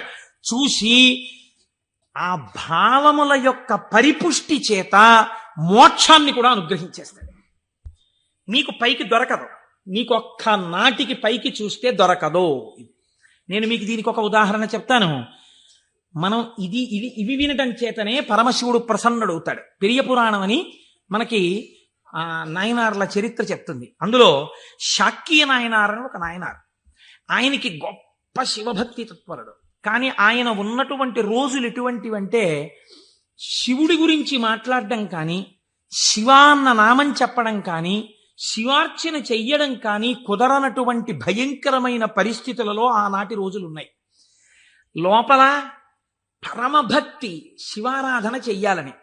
కాంచీపురంలో ఉండేవాడు మహానుభావుడు. శివలింగాన్ని ఒక దాన్ని తీసుకొచ్చి రోడ్డు మీద పెట్టారు ఆ రోజుల్లో. ఈయన కోరిక ఏమిటంటే మనసులో ఒక్కసారి ఆ శివలింగం దగ్గరికి వెళ్ళి ఇన్ని పువ్వులు పట్టుకొని కాస్త 2 నామాలు చెప్ప శివలింగం మీద పూలెయ్యాలని. ఆ రోజుల్లో పరిస్థితి ఏమిటంటే శివలింగం మీద పూలు ఎవడైనా వేశాడో, శివుడికి నమస్కరించాడో ప్రళయమే. కాబట్టి ఇప్పుడు ఎలా శివ పూజ చేయడం? ఆయన ఏమించుకున్నాడంటే మార్గం, శివార్చన చేయని వాడిలా పైకి కనపడాలి, లోపల శివార్చన చేస్తున్న కోరికకి తీరాలి. అందుకని ఆయన అటుగా వెడుతూ రోజు అన్నం తినే ముందు కళ్ళంబట నీళ్లు పెట్టుకుని, శివ నీ పూజ చెయ్యకుండా ఎలా తిననయ్యా అన్నమని ఆ రోడ్డు మీద ఉన్న శివలింగం దగ్గరికి వెళ్ళి, శివుడివా నువ్వు శివుడివా అనో రాయి తీయడం. ఇంత పెద్ద చామంతి పువ్వు నా చేత్తో పట్టుకున్నాను అనుకుని శివట నిలబడే శివుడు, లోపల చామంతి పువ్వు వేశాను, శివుడివా అని మళ్ళీ ఇలా తీయడం, శివ అని మళ్ళీ ఇలా ఓ రాయేయడం, ఇంత బొడ్డు మల్లె వేశాను. పరమశివుడి పాదాల మీద ఏం పడ్డాయో తెలుసా అండి? చామంతి పూలు మల్లెపూలు పడ్డాయి. చూసే వాళ్ళందరూ ఏమనుకున్నారో తెలుసా అండి? వీడు అసలు నిజంగా మన మాట వింటున్నవాడు, చూసావా శివలింగం మీద రాళ్ళు వేస్తున్నాడు వీడు, వీడిని మనం చాలా గౌరవంగా చూడాలనుకున్నాం. లోకానికి అర్థం అవుతుందా, శివుడికి అర్థం అవుతుందా? శివుడికి అర్థం అవుతుంది. ఇది శాక్యనాయనార్ జీవితం, ఇంతే ఆయన పూజ. ఇది ఆర్తిలోంచి వచ్చిన పూజ. ఒకరోజు ఆయన అన్నం తినడానికి కూర్చున్నాడు, భార్య వడ్డించింది. వడ్డిస్తే అన్నం తినబోయాడు. శర్వహ అనో నామం జ్ఞాపకానికి వచ్చింది. ఈ అన్నం నాకు పెట్టినవాడు శంకరుడు, లోపలికెడితే జీర్ణం చేస్తున్నవాడు శంకరుడు, అగ్నిని ఆదేశించి అన్నాన్ని ఉడికేటట్టుగా నా ఇంట పాచకుణ్ణి చేసినవాడు శంకరుడు, నీటిగా ఈ అన్నం ఉడికేటట్టు కలిసినవాడు శంకరుడు. నేను శంకరుణ్ణి, నేను పశువు తిన్నట్టు ఈ అన్నం తినడానికి వచ్చాను. ఇవాళ శివలింగం మీద 4 పువ్వులు వేయడం మర్చిపోయానని అన్నపు పళ్ళెం దగ్గర లేచి భార్యకి చెప్పకుండా పరుగున శివలింగం దగ్గరికి వెళ్ళాడు. పూజ చేయకూడదు, పరిస్థితులు అలా ఉన్నాయి. నిలబడి 4 రాళ్ళు తీసి శివుడివా అని మళ్ళీ వేశాడు. వేస్తూ ఇంతకన్నా చెయ్యలేకపోతున్నానయ్యా అని కన్నుల నీరు కార్చాడు. వెంటనే ఈశ్వరుడు ఆయనకి నటరాజమూర్తిగా సాక్షాత్కరించి తనలోకి కలిపేసుకున్నాడు. ఇప్పుడు మీరు చెప్పండి, శాక్యనాయనార్ జీవితంతో మీకేమర్థం అవుతోంది? మహేశ్వరుడన్న శబ్దం చేత మీ సంకల్పములను, మీ హృదయ శుద్ధిని, మీ చిత్తశుద్ధిని చూడగలిగినవాడు. ఇది ఆయన స్వతంత్రత. ఇప్పుడు మీరు బాహ్యంలో ఆయన లోపల చేసింది మీకు తెలియదు. అంటే శంకరుడి మీద రాళ్లు వేసినటువంటి వాడికి మోక్షం ఇచ్చినవాడు శంకరుడు అని మీరు సిద్ధాంతం చేశారనుకోండి, మీరు నేను అలా వేస్తే ప్రమాదాలు వస్తాయి. కాబట్టి లోపల ఏ భావనతో ఒక్క రాయి వేసినా దాన్ని భావనకి అనుగుణంగా తీసుకుని ఉద్ధరించి, చాలు పొంగిపోయాను రా నీ భక్తికని అన్నం విడిచిపెట్టి 4 రాళ్లతో పూజ చేసిన వాడికి మోక్షం ఇచ్చినవాడు. ఇలా చేస్తే మోక్షం ఇవ్వాలని ఏమైనా రూల్ ఉందా? అలా నియమాలు ఏమి ఉండవు. ఈశ్వరుడి స్వతంత్రత, ఆయన ఇయ్యగలడు. ఇది మహేశ్వర శబ్దము చేత ప్రతిపాదింపబడుతుంది. ఇది ఆయన శక్తికి లోపం ఉండదు. ఆయన ఇది చేశాడు కాబట్టి ఇంక ఇది చెయ్యలేడని మీరు చెప్పలేరు. ఆయన శక్తి క్షీణించిపోయిందండి, ఆయన అలిసిపోయాడండి, అలా ఏం ఉండదు. నిరంతర ఉత్సాహముతో ఉంటాడు. ఎప్పుడూ ఆయన శక్తి క్షీణించడం అన్నది ఉండదు. అటువంటి వాడెవడో సర్వజ్ఞత, తృప్తి అన్న మాట ఎప్పుడు వస్తుందండి? మీరు చూడండి, ఒక ఆయనకి పెద్ద బంగళా ఉంది, కానీ ఆయన ఎప్పుడు ఎక్కడ కూర్చుని ఉంటారంటే ఆ ఇంటి పెరట్లో ఓ చక్కటి పూలతోట ఉంది, అందులో ఆయన ఒక ఈజీ చైర్ వేసుకుని అందులో కూర్చుని ఉంటారు ఎక్కువ. మా దొరగారు ఎక్కువగా వేప చెట్టు కింద కూర్చుని ఉండేవారు. వేప చెట్టు కింద కూర్చుని దొరగారు ఉన్నారు కాబట్టి దొరగారు ఇంట్లో ఉండడానికి అవకాశం. ఐశ్వర్యవంతులు శిష్యులున్నారు. ఏమిటి ప్రారంధం? ఇన్ని కన్నాలతో ఉన్నటువంటి తువ్వాలతో ఎలా తుడుచుకుంటున్నారు? మీకు ఒక మంచి తువ్వాలే కొనివ్వలేమా అన్నారంటే ఆయన అన్నారు, ఎవరు చెప్పారు మీకు నా తువ్వాలు కన్నాలతో ఉందని?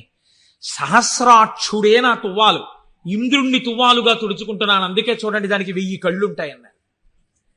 ఇది తృప్తి. తనకిది లేదన్న భావన ఉండదు. అంతా నాది కాంతి ఏమిటన్న భావనతో బతుకుతారు పెద్దలు. కాబట్టి అటువంటి తృప్తి మహేశ్వరుడి సొత్తు. కాబట్టి ఇటువంటి స్వతంత్రత, ఇటువంటి శక్తి కలిగిన వాడు ఏదైనా చేయగలడు. ఇక్కడ మనకి ఒక అనుమానం వస్తుంది, ఏమన్నా అంతా బాగుంది కానీ మనందరికీ ఎందుకండి అలా కనపడదు? మనందరికీ కూడా అలా తెలిసిపోయి హాయిగా భావన లోపల నాటుకుపోయింది అనుకోండి, ఇంకా మనందరం మీరు చెప్పేది ఏముంది, రేపు పొద్దున్న నుంచి మీరు కింద కూర్చోండి మేము అందరం చెప్తాం ఆ పతంజలి చెప్పినట్టు 1000 నాలుకలతోటి. అంటే మరి ఎందుకు నిలబడదు? ఇది మీరు చాలా జాగ్రత్తగా కనిపెట్టవలసినటువంటి రహస్యం శాస్త్రంలో.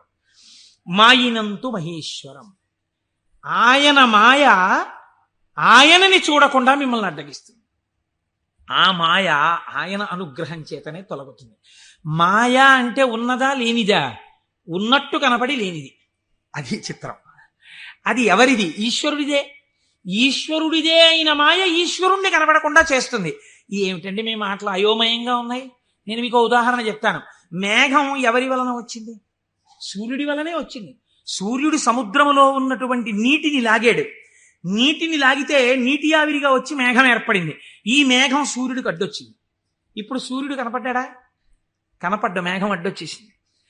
సూర్యుడి చేత తపింపబడిన సముద్ర జలములు ఆవిరిగా పీల్చబడితే మేఘమై సూర్యుడినే అడ్డినట్టు ఈశ్వరుడు యొక్క శక్తియే మాయగా పరిణమించి ఈశ్వరుడు కనబడకుండా చేస్తుంది.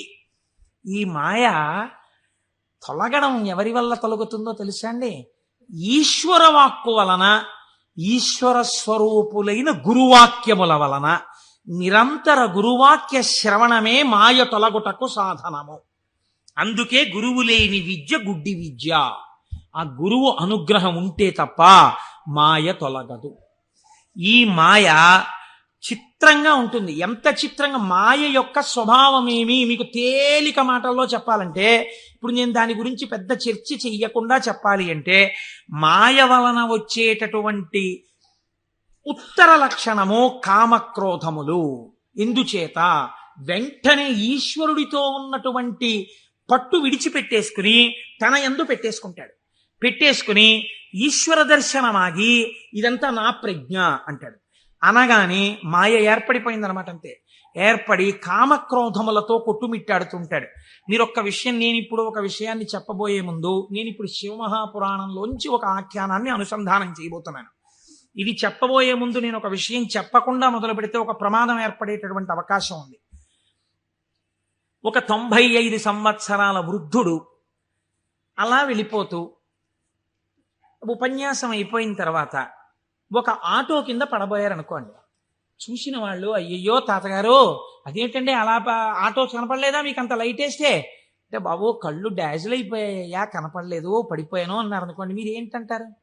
గబగబా ఎత్తి తీసుకొచ్చి పక్కన కూర్చోబెట్టి, తాతగారు ఏమైనా దెబ్బలు తగిలాయా అండి అని ఆటో పిలిచి మాట్లాడి వారిని వారి ఇంటికి పంపిస్తారు.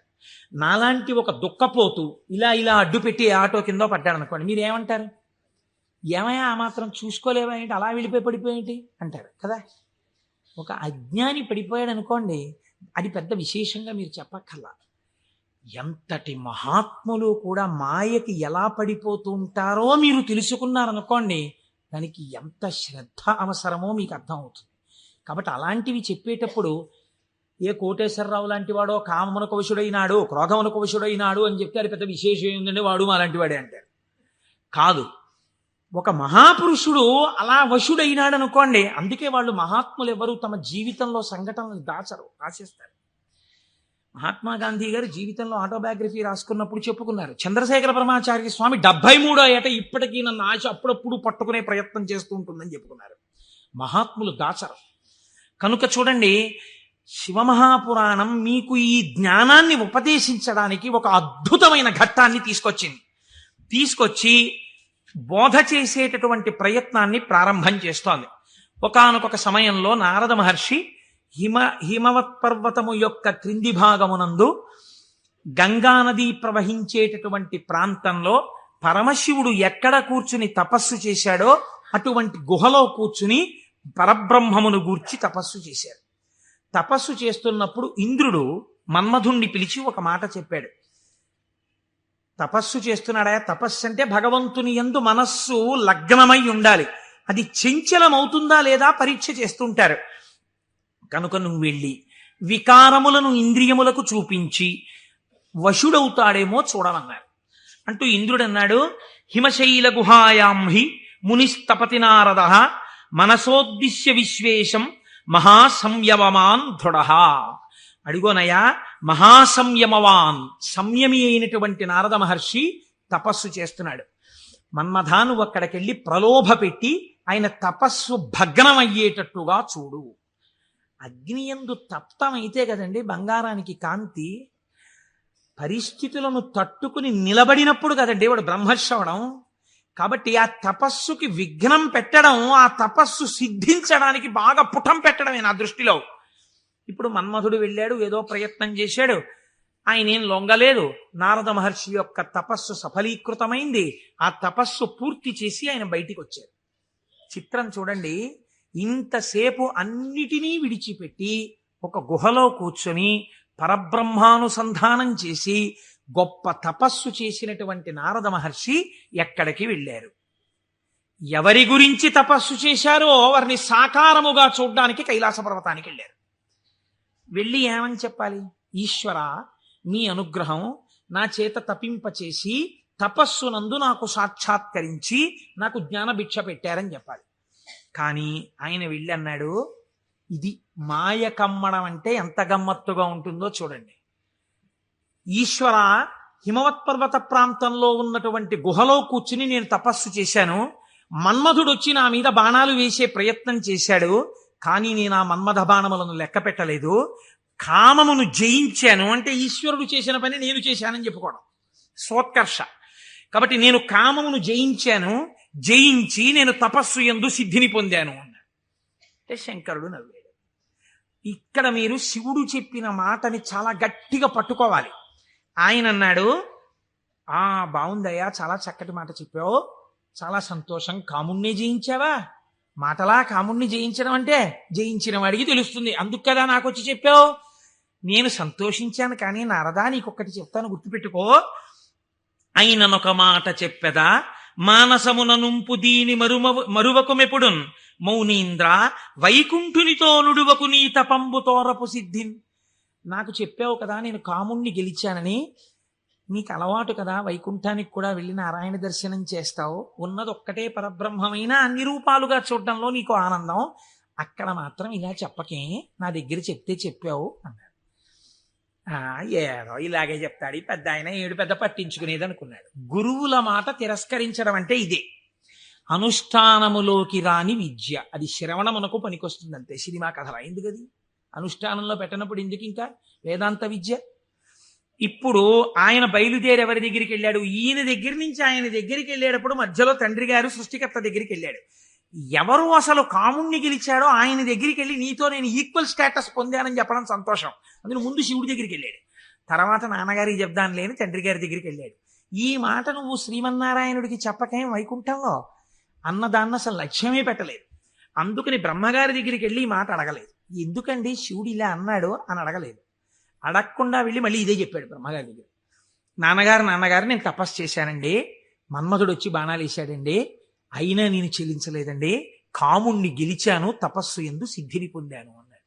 అంటే బ్రహ్మగారు అన్నాడు, ఊరే నాన్న అలా అనకూడదురా, నేను నీకో మాట చెప్తాను విను.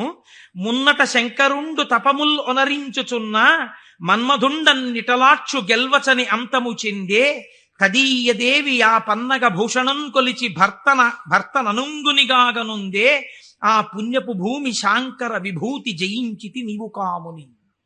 నువ్వు ఎక్కడ కూర్చుని తపస్సు చేశావో అక్కడ ఇతపూర్వం పరమశివుడు కూర్చుని తపస్సు చేశాడు.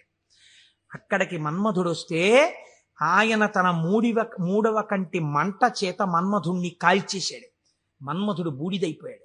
రతీదేవి ప్రార్థిస్తే వేరొక రూపంతో నీ భర్త నీకు కనపడతాడని వరం ఇచ్చాడు. ఆ ప్రాంతంలో మన్మథ బాణములు పనిచెయ్యకపోవడానికి కారణం ఇతపూర్వం శంకరుడు తపస్సు చేయడం. అక్కడికెళ్ళి కూర్చుని నువ్వు తపస్సు చేసి నేను గెలిచానంటావేమిటి? అలా చెప్పకూడదు, తప్పది. అందుకని నేను కాముణ్ణి గెలిచాననుకో, నువ్వు కాముణ్ణి గెలవడానికి కారణము ఇతపూర్వము ఈశ్వరుడు అక్కడ తపించుట. అది శివప్రజ్ఞ, నీ ప్రజ్ఞ కాదు, నువ్వు అలా అనకు. మనం ఏదైనా సాధిస్తే ఇది ఈశ్వరానుగ్రహము చేత సాధింపబడినది అనాలి. అంతేకాని నారదుడు తప్పు చేశాడని మనం ఇంటికి వెళ్ళిపోతే ఇంకెందుకు? ఆయనకి తీర్పు చెప్పడానికి మనం అక్కర్లేదు.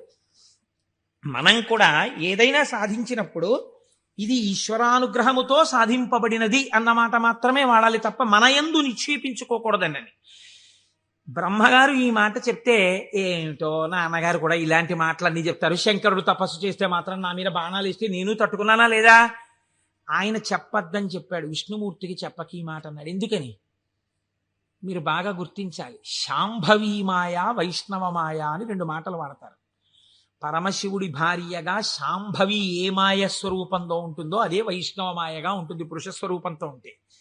నువ్వు ఈ మాటలు చెప్తే నీకు బాగా అనుభవంలోకి వచ్చేటట్టు ఒకసారి దింపి పైకెత్తుతాడు, బాగా అనుభవంలోకి వస్తుంది, కొత్త కథ వస్తుంది. ఎందుకు వచ్చింది అక్కడ చెప్పకని చెప్పాడు ఆయన. పెద్ద బుద్ధితో చెప్పాడు, వినాలి కదా ఆయనకి మాయలో దిగి ఓసారి తొట్టుపడ్డమే బాగా నచ్చింది. మన బుద్ధి నారదుడి మీద పెట్టి చెప్పకూడదు, ఆయన మహానుభావుడు. నారదుడంటేనే జ్ఞానం, అంతటి వాడికి తప్పలేదు మాయ. ఇప్పుడు ఆయన వైకుంఠానికి వెళ్ళాడు. వైకుంఠానికి వెళ్ళి గబగబా ఎదురొచ్చి, ఏమిటి నారదా ఈ మధ్య కనపట్టలేదు అని ఎదురొచ్చాడు నారాయణుడు. ఎదురొస్తే, ఏం చెప్పమంటారు స్వామి, నేను తపస్సు చేశాను, మన్మధుడొచ్చి నా మీద బాణాలు వేశాడు, నేను చెల్లించలేదు, నేను తపస్సునందు సిద్ధి పొందానన్నాడు. అయిపోయింది, చెప్పద్దన్న చోట చెప్పేశాడు. అనకరా అన్న మాట అనేశాడు. ఏమొచ్చింది ఇప్పుడు దానివల్ల? నేను వెంకటాచలంలో దర్శనం 3 మాటలు చేశానండి, ఈ లైన్లోంచి వెళ్తున్నప్పుడు బయటికి వచ్చేసే లైన్లోంచి లోపలికి పంపించే లైన్లోకి దిరిపోయి 2 మాటలు దర్శనం చేసుకున్నాను అన్నారు అనుకోండి. అది పాపమా పుణ్యమా మీరు ఆలోచించండి. ఈశ్వరుణ్ణి దొంగచాటుగా మీకు ఆ టిక్కెట్టు మీద ఒక్కసారి చూసిరా, మీకు ఎంత దర్శనం లభ్యమైతే కోట్ల జన్మలు తపించిన వాళ్ళకి దొరకని ఈశ్వరుడు నాకు ఈ మాత్రం లభించాడని సంతోషంగా బయటకు వస్తే కృతార్థత. దొంగతనంగా దూరిపోయి 2వ మాట వెళ్ళొస్తే నాకు మీకు తెలియదేమో, ఈశ్వరుడికి తెలియదండి, వెంకటేశ్వరుడికి. అంటే దొంగతనంగా 2వ మాట వచ్చావా నన్ను చూడ్డానికి అని దానికి తగిన ఫలితం ఆయన ఇస్తే ఏమవుతావు? ఎందుకు వచ్చినల్లది?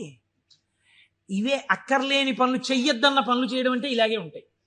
కాబట్టి ఆయనకి చెప్తే ఆయన వెంటనే అన్నాడు, అబ్బా ఎంత గొప్ప పనో, ఏది మళ్ళీ చెప్పు. నేనండి తపస్సు చేసి మన్మథ బాణాలు పడితే లొంగకుండా సిద్ధి పొందాను. అబ్బా ఎంత గొప్ప విషయమయ్యా నారదా, ఎంత సంతోషంగా ఉందో నాకు. ఎవరు చేయగలరాయా ఈ పని? శివుడు చేశాడు, నువ్వు చేశావు. ఆయనకి అర్థమైపోయింది. ఓహో, అంటే ఇప్పుడు ఈయనకి బాగా పుటం పెట్టి జ్ఞానము లోపల నిలబడేటట్టుగా చెయ్యవలసిన అవసరం ఏర్పడింది. అంతేకాని ఆయన్ని చిన్నబుచ్చడం కాదు, తొట్టుపడకుండా నిలబెట్టాలి మనం అయితే ఇప్పుడు. కాబట్టి చాలా సంతోషం అని కౌగిలించుకుని వెళ్ళిరా. ఇప్పుడు మాయ ప్రారంభం అయిపోయినట్టే కదండి, అది నడిపిస్తుంది ఎటెళ్ళాలో. ఈయన బయలుదేరి వెడుతున్నాడు. వెడుతూ ఒక రాజ్యంలోకి వెళ్ళాడు. ఆ రాజ్యాన్ని పరిపాలించేటటువంటి రాజు పేరు శీలనిధి, ఆయన కుమార్తె పేరు శ్రీమతి. వెళ్ళి ఆ శీలనిధి అనబడేటటువంటి రాజు యొక్క అంతఃపురంలోకి వెళ్ళాడు. మహానుభావుడు నారదుడు వచ్చాడన్నాడు, స్వాగతం చెప్పారు, పాదములు కడిగారు, తీసుకొచ్చారు, కూర్చోపెట్టారు. వాళ్ళ అమ్మాయిని తీసుకొచ్చారు. అమ్మాయినికి నమస్కారం చెయ్యమ్మా అన్నారు. ఆ పిల్ల నమస్కారం చేసింది. మా పిల్లకి ఎటువంటి వరుడు వస్తాడో చెప్పండి అన్నారు. ఆ పిల్ల యొక్క చెయ్యి చూసి త్రికాలవేది నారదుడంటే తెలియందే ఉందండి. ఆయన అన్నాడు, లక్ష్మీదేవికి భర్త ఎవడో, ఎవడు సర్వవ్యాపకుడో, ఎవడు నిరంతరము లోకము చేత పూజింపబడుతుంటాడో, ఎవడు మహానుభావుడో అటువంటి శ్రీ మహావిష్ణువుకు ఈమె ఇల్లాలవుతుంది అన్నాడు. అక్కడి వరకు బాగా చెప్పాడు. కానీ ఆమెని చూడగానే కామాన్ని కదా గెలిచానన్నాడు. ఈవిడ నా ఇల్లాలైతే ఎంత బాగున్నో అనిపించాడు. కానీ ఆవిడ జాతకంలో ఏముంది? శ్రీ మహావిష్ణువు భర్త అవుతారని ఉంది. ఈ అమ్మాయికి పెళ్లి ఎలా చేద్దాం అనుకుంటున్నావు అని అడిగాడు. రేపు స్వయంవరం పెట్టామండి, స్వయంవరంలో ఈమె వరమాల వేస్తుంది అంటే విష్ణువు సాకారుడై వస్తాడు ఈ సభలోకి. ఇప్పుడు మళ్ళీ వెనక్కి తిరిగి వైకుంఠానికి వెళ్ళాడు. వెళ్ళి, అయ్యా ఎవరికైనా చెప్పుకుంటే కొంచెం సిగ్గుచేటుగా ఉంటుంది, నా మనస్సు ఆ శ్రీమతిని పెళ్లి చేసుకోవాలి అని ఉవ్విళ్ళు ఉరిపోతోంది, ఆమె నాకు దక్కకపోతే మన్మథబాణముల చేత చచ్చిపోతాను. ఎవరండి ఇంతకు ముందు వచ్చి చెప్పినప్పుడు ఏం చెప్పాడు? మన్మథబాణములను గెలిచి తపస్సునందు సిద్ధి పొందానని చెప్పినవాడు వెనక్కి తిరిగి వెంటనే వచ్చి చెప్తున్నాడు, ఇది మాయా అంటే. చూడండి, ఆమె నా ఇల్లాలు కాకపోతే నేను మన్మథబాణములకు చచ్చిపోతాను, నన్ను బతికించవయ్యా, నేను బతకాలంటే నీ రూపం నాకు రావాలి, నీ రూపం నాకు వస్తే ఆమె నా మెళ్ళలో మాల వేస్తుంది, అప్పుడు పెళ్లి చేసుకుంటాను, అందుకని నీ రూపం నాకు ఇవ్వా అని అడిగాడు. అడిగితే ఆయన మహానుభావుడు శ్రీ మహావిష్ణువు, ఆయన ఎంత చమత్కారం చేశాడో చూడండి. హరియొసగెన్మునికి మనోహరమగు తన మేని రూపు నర్రు వరుకు బైహరి శిరసున్ కూరిచే. ఇది అరయక ముని కూరుచుండె అచట మురియుచున్. హరి శరీరాన్ని ఇచ్చాడు, హరిశిరస్సుని ఇచ్చాడు. హరి అంటే రెండు అర్థాలు. హరి అంటే పాపములను హరించే శ్రీ మహావిష్ణువు, హరి అంటే కోతి. హరి శరీరాన్ని కింద వరకు ఇచ్చాడు, కోతి తలకాయని పైనిచ్చాడు. నువ్వు హరి రూపాన్ని కదా అడిగావు, హరి రూపాన్ని ఇచ్చానన్నాడు. మాట తప్పనట్టు. ఆయన ఎంత తెలివైనవాడో చూడండి. ఈయనకేం కనపడుతుంది? ఇలా చూసుకున్నాడు. శ్రీ మహావిష్ణువు చేతులు, శ్రీ మహావిష్ణువు రంగు, శ్రీ మహావిష్ణువు కౌస్తుభం, ఆ వనమాల, ఆ పట్టుపంచ, ఆ కుర్చీళ్ళు అన్ని శ్రీ మహావిష్ణువు. తన ముఖం తనకు కనపడదుగా. అద్దంలో చూసుకోవడానికి శ్రీమతి దగ్గరికి వెళ్ళిపోవాలి ముందు, స్వయంవరం అయిపోతే. అందుకని గబగబా వెళ్ళిపోయాడు. వెళ్ళిపోయి ఆ స్వయంవరంలో ఒక ఆసనం మీద కూర్చున్నాడు. ఇద్దరు రుద్రపార్షదులు అటు ఇటు కూర్చున్నారు. వాళ్ళు అన్నారు, వీడెవడరా శ్రీ మహావిష్ణువులా పంచకట్టుకున్నాడు, మాలలు వేసుకున్నాడు, ఇటు ఆ కౌస్తుభం పెట్టుకున్నట్టు అలా పెట్టుకున్నాడు, ఆ వనమాల వేసుకున్నట్టు వేసుకున్నాడు, పైన కోతి మొహం, వీడిని ఎవరు పెళ్లి చేసి ఎలా శ్రీమతి మాల వేస్తుంది, వీడు ఇలా వచ్చాడేమిటి అంటున్నారు. ఆయనకి ఎంతసేపు యావని వినిపిస్తోందంటే నా మెళ్ళో మాల వేస్తేస్తుందని కుళ్ళిపోయి వీళ్ళు ఇలా అనుకుంటున్నాడు. ఆ శ్రీమతి దండ పట్టుకుని దగ్గరికి వచ్చింది. తీరా దండ పట్టుకుని దగ్గరికి వచ్చేటప్పటికి కాళిదాస మహాకవి వర్ణిస్తారులేండి. ఆ ఇందుమతీదేవి దండ పట్టుకుని ఎవరి దగ్గరికి వెడితే వాళ్ళకి పగటిపూటలా అనిపించింది. ఎందుకంటే ఆవిడ యొక్క వెలుతురులో వాళ్ళు ప్రకాశించారు.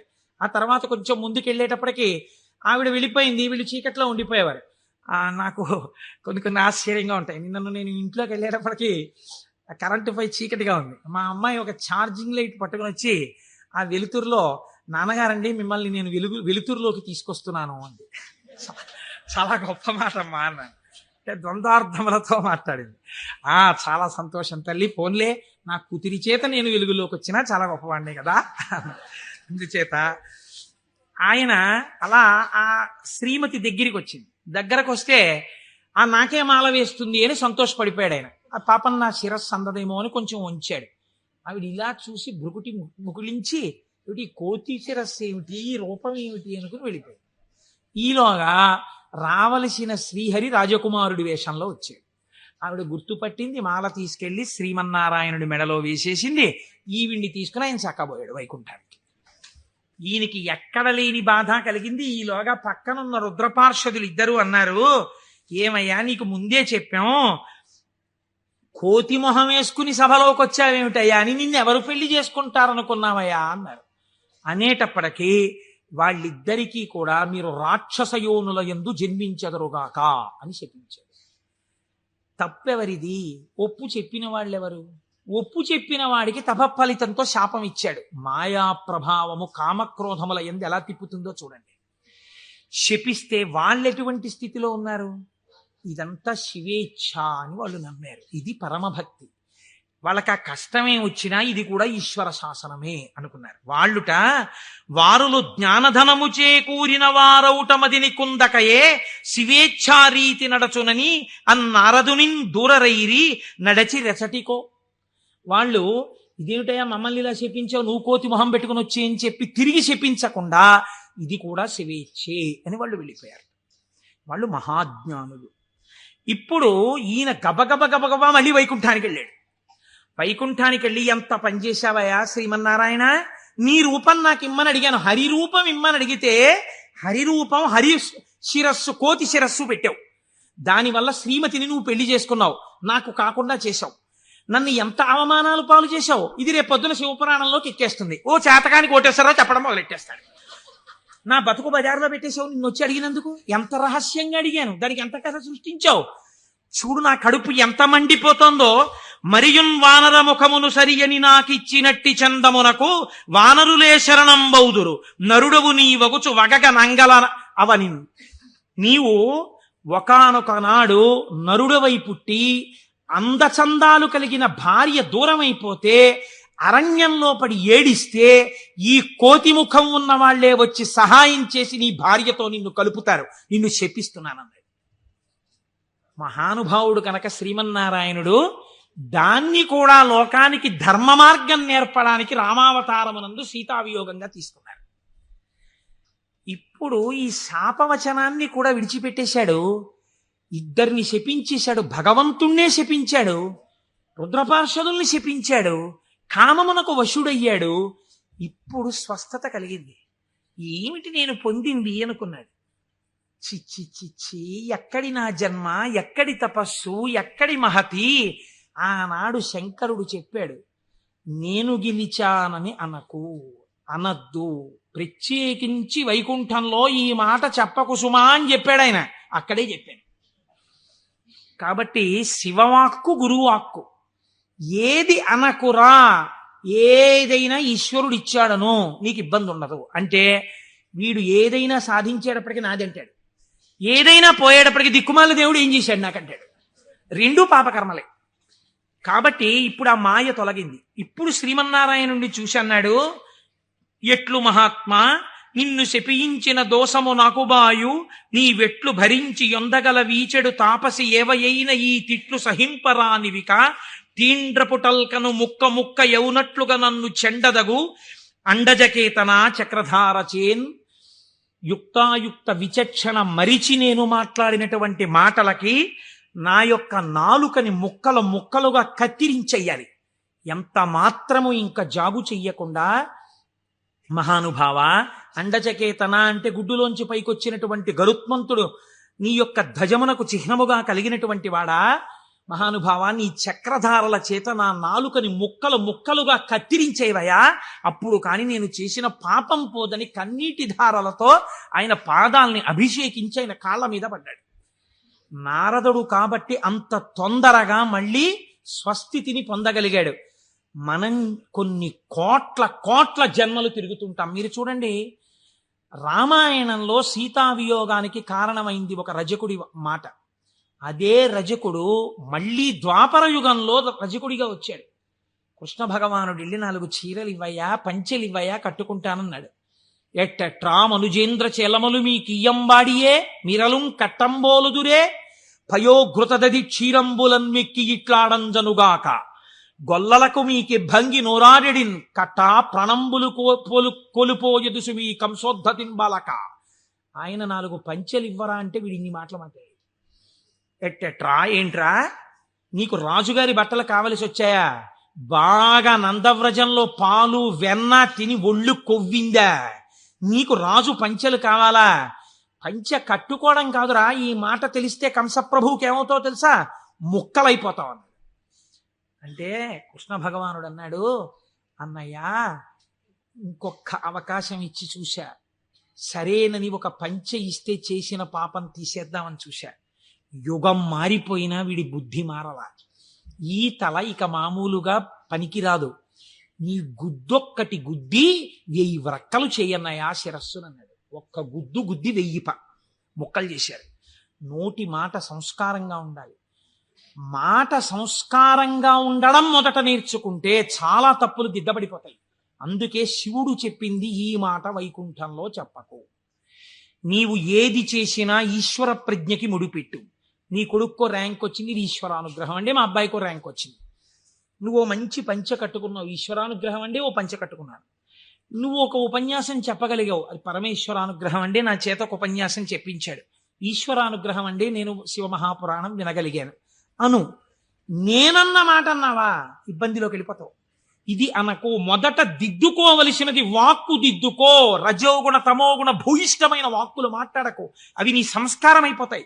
ఈ సంస్కారము నిన్ను జన్మ జన్మాంతరములు తిప్పుతుంది. నారదుడు కాబట్టి మహానుభావుడు గంటలో సర్దుకున్నాడు.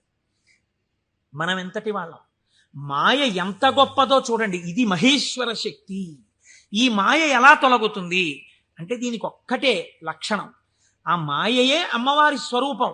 మీరు గట్టిగా ఆవిడ పాదాలు పట్టుకున్నారనుకోండి, పట్టుకుంటే ఆవిడే మిమ్మల్ని దగ్గరికి తీసుకున్నందుకు చేతిలో పాశం పట్టుకుని ఉంటుంది. ఈశ్వర భక్తిని మీకిచ్చి మీ చేత ఈశ్వర సేవ చేయించి ఈశ్వరుడిలో మిమ్మల్ని ఆవిడే కలుపుతుంది. ఆవిడే ఆ పనినంతటినీ తీసుకుంటుంది. ఇది చిత్రంగా ఉంటుంది. ఎలా ఉంటుందంటే, తరచుగా చెప్తూ ఉంటాను నేను ఒక కత్తి నేను అలా వెడుతూ ఉంటే రోడ్డు మీద ఒక దొంగ పరిగెత్తుకుంటూ కత్తి పట్టుకుని నా వెనక వచ్చాడు అనుకోండి, నేను పరిగెడుతుంటాను. దొంగ కత్తి పట్టుకుని నా వెంట పరిగెడుతుంటాడు. నేను ముందు పరిగెడతాను, నా వెనక దొంగ పరిగెడుతుంటాడు. పరిగెడుతూ ఉండగా దొంగ రాయి తన్నుకుని పడిపోయి కత్తి అంత దూరంలో పడిపోయింది అనుకోండి. ఇప్పుడు నేను నిజానికి దొంగని ఏం చేయగలిగిన ధైర్యం నాకేం లేదు, కానీ కత్తి తీసుకుని ఇలా నిలబడ్డాను నేను. దొంగ పరిగెడుతున్నాడు. ఇప్పుడు ఎందుకు పరిగెడుతున్నాడే? దొంగ చేతి కత్తి నా చేతిలోకి వచ్చింది. ఇన్నాళ్ళు మిమ్మల్ని తిప్పిన కామం, ఆ కామపాశాలు అమ్మవారి పాదాలు పట్టుకుంటే భక్తి పాశాలుగా మారిపోయాయి. ఈ మార్పుకి మీరు అమ్మవారి పాదాలు పట్టుకుంటే చాలా ఆవిడ మాయాశక్తి. ఇటు తిప్పిన ఆవిడ అటు తిప్పేస్తుంది. మాయాపాశాన్ని భక్తిపాశం చేసేస్తుంది. లోకమనందు తిరిగిన పంచతన్మాత్రల్ని ఈశ్వరుడు వైపుకి తిప్పేస్తుంది. తిప్పేసి ఈశ్వరుడిలో కలిపేస్తుంది. కాబట్టి ఇప్పుడు మీరు మాయా అన్న అవనికని పైకెత్తి శివుడితో కలుపుతుంది. ఇది మహేశ్వరుణ్ణి చేరుకోవడానికి మార్గం. ఆ మార్గమునకు మొట్టమొదటి పొరపాటు వాక్కునందు కలుగుతుంది. ఈ వాక్కునందు అలా చెయ్యకో. ఈశ్వర ప్రజ్ఞని గుర్తెరుగు, ఈశ్వరానుగ్రహాన్ని గుర్తెరుగు. ఇది మనకి బోధ చెయ్యడం ఈ మాహేశ్వర నామమును, మహేశ్వర నామాన్ని అడ్డుపెట్టి మనకి నేర్పింది. ఇదే పరమశివుణ్ణి పక్కనే ఒక చిత్రమైన నామంతో పిలుస్తారు. శంభు అని పిలుస్తారు. శంభు అంటే ఏమిటో తెలుసా అండి? శం అంటే నిరతిశయమైనటువంటి సుఖము లేదా సుఖము. భావయతి కల్పించువాడు. మీరు చూడండి, ఒక వస్తువు ఉంటుంది. ఆ వస్తువు యొక్క సుఖానుభూతిని మీరు ఎప్పుడు పొందుతారు? ఒక వస్తువు యొక్క సుఖానుభూతిని మీరు ఎప్పుడు పొందగలరు అంటే ఆ వస్తువు మీ చేత అనుభవింపబడినప్పుడు. ఉదాహరణకి నాకు ఒక లడ్డు అంటే చాలా ఇష్టం అనుకోండి. ఆ లడ్డూని తీసుకొచ్చి మీరు ఇలా చూపించి, కోటేశ్వరారు మీకోసమే తెచ్చాం ఈ లడ్డు అన్నారనుకోండి. నేను ఆ లడ్డూని ఇలా చూసి నా కోరిక తీరిపోయి అంటానా? అనను. మీకోసమే అన్న చేతిలో పెట్టారు, చాలా బాగుంది అని ఇలా పెట్టుకుని తినబోతాను. తినకండి తినకండి తినకండి, మీకు ఈ లడ్డు ఎందుకు తెచ్చానో మీకు శుభవార్త చెప్పాలి, అది చెప్పాక తిందురు కానీ. ఇప్పుడు నా కోరిక తీరిపోయిందా? తీరలేదు. ఆయన శుభవార్త చెప్పబోతుంటే సెల్ ఫోన్ మోగింది. ఉండండి ఉండండి ఉండండి చెప్తాను అని అక్కడికి వెళ్ళి గంట సేపు మాట్లాడుతున్నాడు. లడ్డు ఇలాగే ఉంది, నేను ఇలాగే ఉన్నాను. తీరిందా? తీరలేదు. ఆయన తర్వాత వచ్చి ఏదో చెప్పి ఇప్పుడు తినండి అన్నాడు. ఇప్పుడు నేను దాన్ని తీసి ఇలా నాలుక మీద పెట్టుకుని అలా పడేశాను. గభాలన కంట్లో ఏదో పడి ఇలా అన్నాను, అది కింద పడింది. తీరిందా నా కోరిక? తీరలేదు. నాలుక మీద పడింది రెండో ముక్క, అమ్మయ్యా అన్నాను. ఇప్పుడు నా కోరిక తీరింది కదండి. వస్తువు ఉండడానికి, అది మీ అనుభూతిగా మారడానికి మధ్యలో చాలా తేడా ఉంటుంది. ఈ శక్తి మీ యందు నిలబెట్టేవాడు ఈశ్వరుడు. అందుకే ద్రాపే అంధస్సస్పతే దరిద్రం నీలలోహిత అంటుంది రుద్రాక్షపై. సుఖమునకు కావలసిన వస్తువు ఉండడం వేరు, సుఖముగా బ్రతకడం వేరు. ఒకడు కోటీశ్వరుడు ఉంటాడు, కానీ వాడు నిన్న రాత్రి మిగిలిపోయినటువంటి చద్దన్నాన్ని ఇవాళ మధ్యాహ్నం పులిసిపోయిన పెరుగుతో తింటాడు. కేవలం సుఖానుభవం కాదు. లోకములు 3 రకాలుగా ఉంటాయి. ఒక లోకము కేవలము సుఖాలు అనుభవించడానికే ఉంటుంది, స్వర్గాది లోకములు. అక్కడ దుఃఖము యొక్క స్పర్శ ఉండదు, సుఖాలు అనుభవిస్తారు. ఇంకొక లోకం ఉంటుంది, అక్కడ సుఖం అన్నది ఉండదు. ఎప్పుడు ఏడుపులు, పెడబబ్బలు, కేకలు, అరుపులు, భయంకరంగా ఉంటుంది. అది నరకం. సుఖం దుఃఖం 2 ఉంటాయి. ఓ రోజున తప్పట్లు కొట్టేస్తూ పొంగిపోతూ నేనే అంటుంటాడు, ఇంకో రోజున కుమిలిపోతూ ఏడుస్తూ ఉంటాడు. అదే భూలోకం. ఇక్కడ కొన్నాళ్ళు సుఖం, కొన్నాళ్ళు దుఃఖం. పొద్దున్న 10ంటికి సంతోషంగా ఉంటాడు, సాయంకాలం 4ంటికి ఏడుస్తూ ఉంటాడు. సుఖం దుఃఖం 2 అనుభవిస్తూ ఉంటాడు. సుఖ దుఃఖములు 2 ఉన్న భూలోకమునందు మీరున్నారు. ఇక్కడి నుంచి బాగా గుర్తుపెట్టుకోండి, మీకు 2 మార్గాలు ఉన్నాయి. ఒకటి, పూర్ణ దుఃఖమును కలిగిన లోకంలో కన్నా వెళ్ళొచ్చు, పూర్తి సుఖం కలిగిన లోకంలో కన్నా వెళ్ళొచ్చు. సుఖ దుఃఖాలు కలిగిన లోకంలోకి ఇంకా మీకు టికెట్ లేదు. అంటే మళ్ళీ ఎందుకండి ఇందులోకి? కాబట్టి ఒంటి మీద కొరడాలతో కొట్టేస్తూ, మరిగిపోయిన నూనెలో ముంచేస్తూ, ఏదో చీవు నెత్తురు నదుల్లో ముంచేస్తూ అది కావాలా? హాయిగా సంతోషంగా పెద్దలతో కూర్చుని ఏదో ఆనందంగా ఉండడం, అమృతం తాగడం, ఇలాంటివి కావాలా?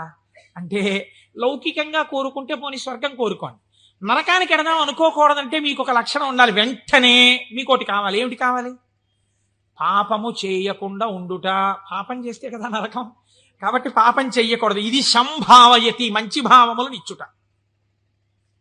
ఇది ఎలా వస్తుంది అన్నారు శాస్త్రంలో. ఇది ఎలా కలుగుతుందండి అన్నారు. దీనికి ఒక ప్రతిబంధకం ఉందండి, అంత తేలిక కాదు. శివమహాపురాణం మీ జీవితాన్ని కరెక్ట్ చేస్తుంది.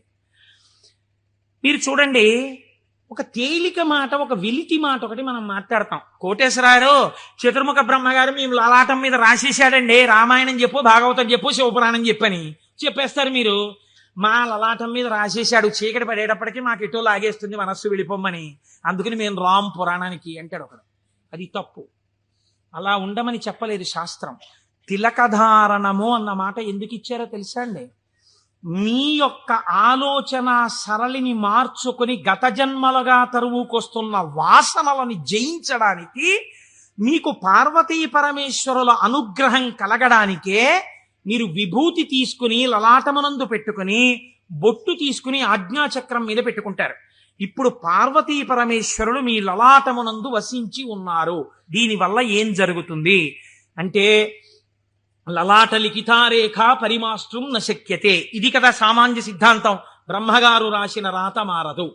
కానీ మీరు తిలకధారణం చేసి విభూతి పెట్టుకోగానే నీ ఆలోచన సరళి ఎందు మార్పు వస్తుంది.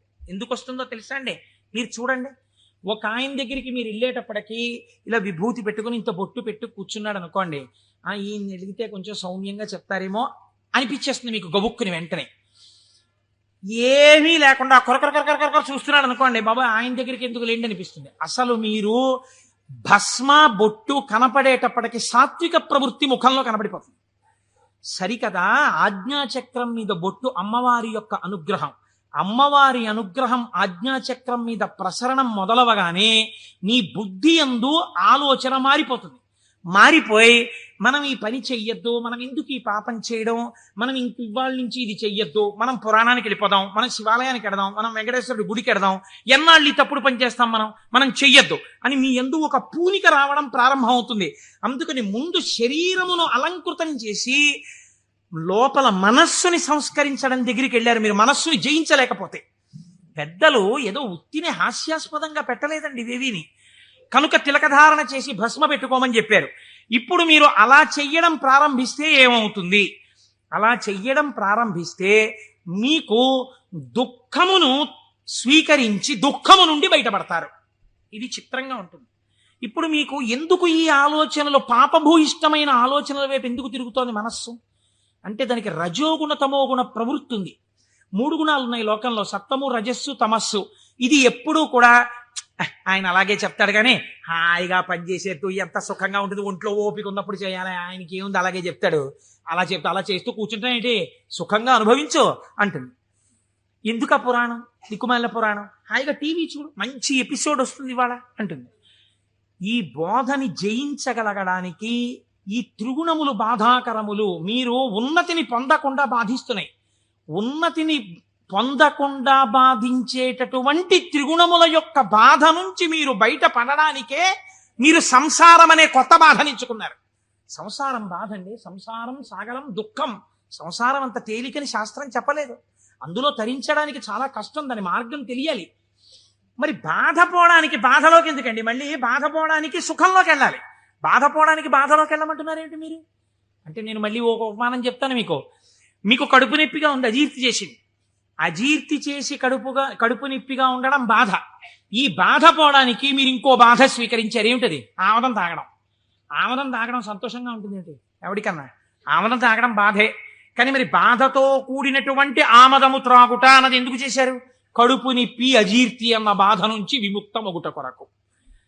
సత్వరజస్తమో గుణములన్న 3 గుణముల నుంచి బయట పడడానికే సంసారములోకి ప్రవేశించి సుఖములు అనుభవించి, ఈ సుఖములు సుఖములా అన్న ప్రశ్న వేసుకుని, ఈ సుఖములు సుఖములు కావు, నిజమైన సుఖము ఈశ్వరుడే అన్న లక్షణాన్ని ఏర్పరచుకుని వైరాగ్య సంపత్తిని పెంపొందించుకోవడం, దాని వలన ఇంకా ఇంద్రియములు మనస్సు చెలించని స్థితికి వెడతాడు. ఇంద్రియాల్ని గెలవడం కాదు, మనస్సు కదలని స్థితికి పూర్ణ వైరాగ్యం అని పేరు. మీరు చూడండి, గాలి వెళ్ళిపోతూ మల్లెపూల మీద గెడుతుంది. నేను మల్లెపూల నుంచి వస్తున్నానని పొంగిపోదు. అశుద్ధం మీద గెడుతుంది. చిచి నేను అశుద్ధం మీదకి వెళ్ళానని బాధపడదు. దేని మించి వెళ్ళినా గాలి గాలిగానే ఉంటుంది, దానికేం బాధ లేదు. అలాగే పూర్ణ వైరాగ్యం పొందినవాడు ఇదంతా ఈశ్వర లీల అంటాడు. కానీ ఈ మాట అనడం చాలా కష్టం. అంత వైరాగ్యం రావడం కూడా ఈశ్వరానుగ్రహం. ఈ వైరాగ్య సంపత్తి చేత శాశ్వత సుఖస్థానమైన ఈశ్వరుడు ఎందుకు కలిసిపోతాడు. అప్పుడు వాడికి ఇంకా ఊర్ధ్వలోకం లేదు, అధోలోకం లేదు, పైన స్వర్గం లేదు, కింద నరకం లేదు. ఇక మళ్ళీ పుట్టవలసిన అవసరం లేని మోక్ష స్థితిని పొందుతాడు. ఇలా పొందడానికి శంభు అనుసంధానం చేసుకుంటూ ఉండాలి. శివుడి పాదాలు మీరు గట్టిగా పట్టుకున్నారనుకోండి, శివాష్టోత్తరం చదువుకుంటున్నారనుకోండి, భస్మధారణ చేశారనుకోండి, బొట్టు పెట్టుకున్నారనుకోండి, ఏమీ చేతకాకపోయినా కూర్చున్న నామాలు చెప్పడం మొదలు పెట్టారనుకోండి, మీకు తెలియకుండా మీలో ఒక రకమైనటువంటి మార్పు ప్రారంభమై అది మంచి ఆలోచనల వైపుకు తీసుకుని వెళ్ళగలదు. ఇలా తీసుకుని వెళ్ళవలసిన అవసరము ఎందువలన కలిగింది అంటే, పూర్వకాలంలో పూర్వయుగమైనటువంటి ద్వాపర యుగం వరకు కూడా ఒక లక్షణం ఉండేది. రాక్షసులు ఉన్నారనుకోండి, వాళ్ళు తెలిసేవారు వీళ్ళు రాక్షసులండి అని తెలిసేది. కాబట్టి వాడిని దూరంగా పెట్టడమో, వాడిని పరమాత్మ సంహారం చేయడమో ఏదో ఉంటుంది. కలియుగంలో ఏమిటో తెలుసా అంటే, రాక్షసులు ఏ రూపంలో ఉంటారు? చిత్తవృత్తుల రూపంలో ఉంటారు. పైకి దొరకరు, నీకన్నా సాధుపురుషుళ్ళే కనిపిస్తాడు. మోసం చేసేవాడే చాలా నమ్మించేటట్టుగా సాధుపురుషుళ్ళే ఉండాలి. వాడు నమ్మితే నాకేమిటి, నమ్మకపోతే నాకేమిటి, నేను ఏమైనా వాడి దగ్గర ప్రయోజనం పొందుదాం అనుకుంటున్నానా అన్నవాడు తన యథారీతిగా ఉంటాడు. అవతల వాడిని నమ్మించి మోసం చెయ్యాలనుకోండి, వాడే మాట కలిపి చక్కగా మాట్లాడి బాగా మాట్లాడి మీరు నమ్మేటట్టు చేసి అప్పుడు మీకు ఒక కప్పు కాఫీ ఇచ్చి ఆ కాఫీలో మత్తు కలిపేసి మీరు పడిపోతే మీ సూట్ కేసు ఎత్తుకుపోవాలి వాడు కదా. అందుకని ఇప్పుడు ఎక్కడున్నాడు రాక్షసుడు? వాడి చిత్తవృత్తి ఎందున్నాడు? మీరు చూడండి, నిజంగా ఈ చిత్తవృత్తుల రూపంలో రాక్షసులు ఉండి ఉంటే త్రేతాయుగంలో విశ్వామిత్రుడు యాగం చేయగలడా? చెయ్యలేడు. ఇక్కడే ఉన్నారు రాక్షసులు. రాముడు ఈ లోపల రాక్షసుల్ని చంపడానికి తానే అనుసంధానం చేసుకోవాలి. బయట రాక్షసులుగా ఉన్నారు, రాముడు వచ్చి బాణం వేసుకొట్టి చంపాడు. ఈ యుగంలో అలా కుదరదు. ఇక్కడున్నారు రాక్షసులు, వాళ్ళు ఎప్పుడైనా తలెత్తుతారు. ఎప్పుడైనా తలెత్తి మిమ్మల్ని పడగొట్టేస్తారు. ఎప్పుడైనా పడగొట్టేయగలరు. ఎప్పుడైనా పడగొట్టేసేటటువంటి రాక్షసులు ఇక్కడే చిత్తవృత్తుల రూపంలో ఉన్నారు.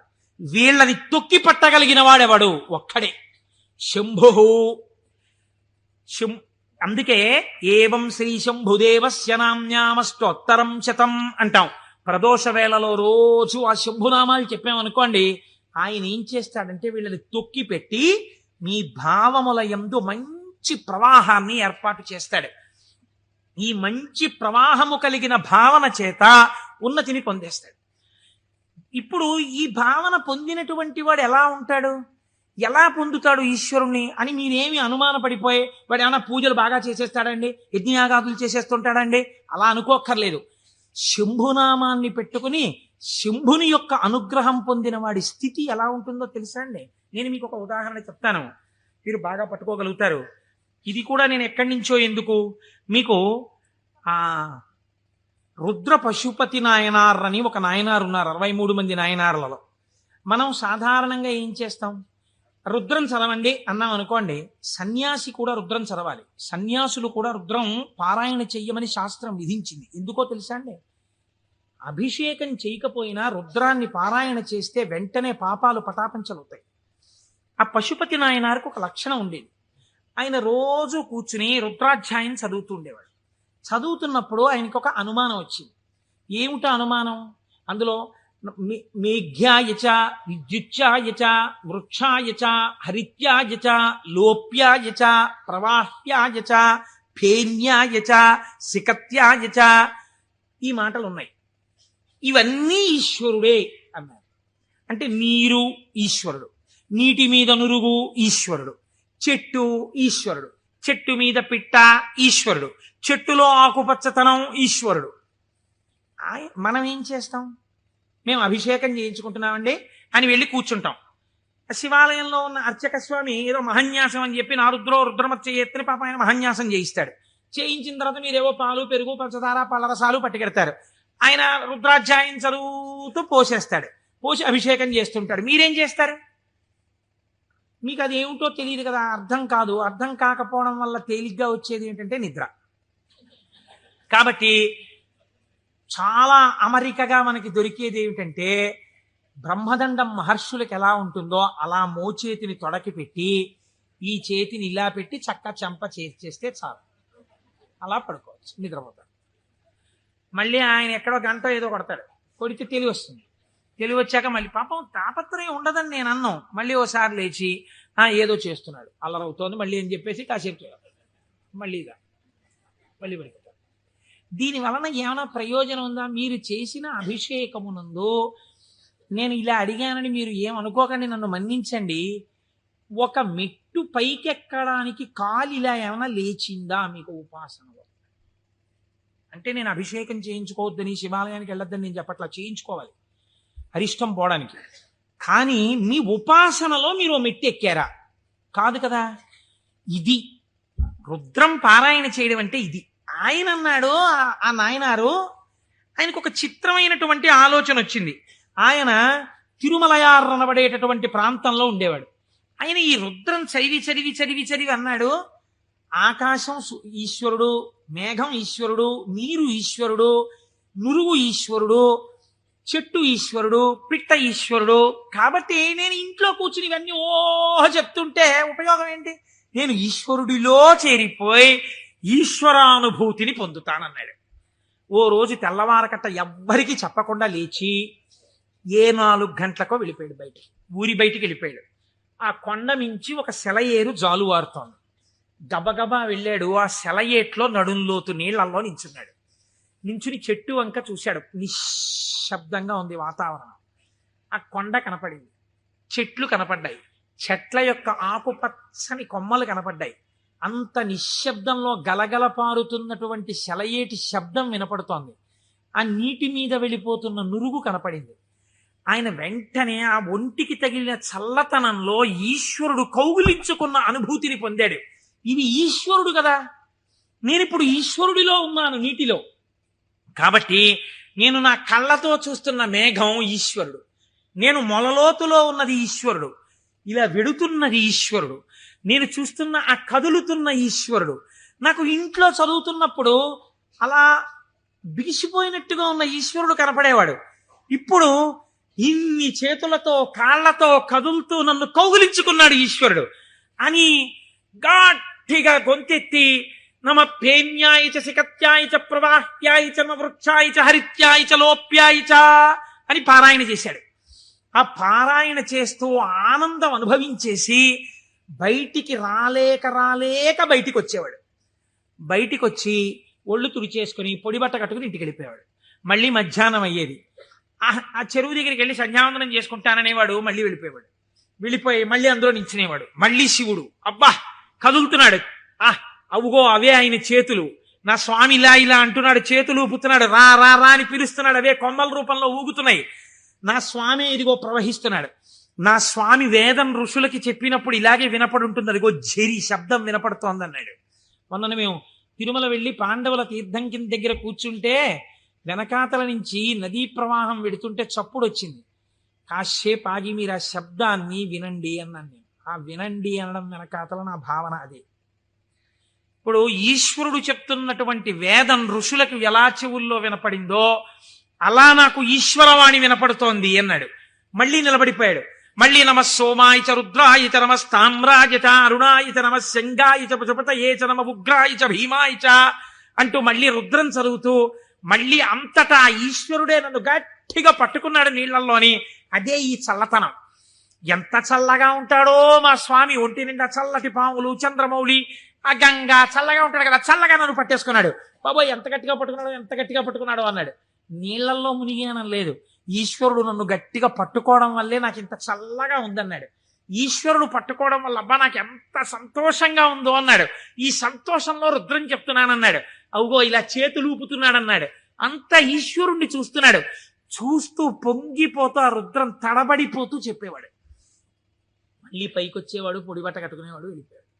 మళ్ళీ బాగా చీకటి పండించేవాడు. ఒక్కసారి అక్కడ కూర్చుని జపం చేసుకుంటానని మళ్ళీ వెళ్ళేవాడు. మళ్ళీ నీళ్లలో దిగేవాడు. మళ్ళీ ఈశ్వరుడు గట్టిగా పట్టుకున్న అనుభూతి పొందేవాడు. మళ్ళీ రుద్రం చెప్పేవాడు. ఇది కొన్నాళ్ళు అయిపోయిన తర్వాత ఏమైందంటే తను అలా అడుగులేసి ఎడుతుంటే గాలి ఇలా తగిలేది.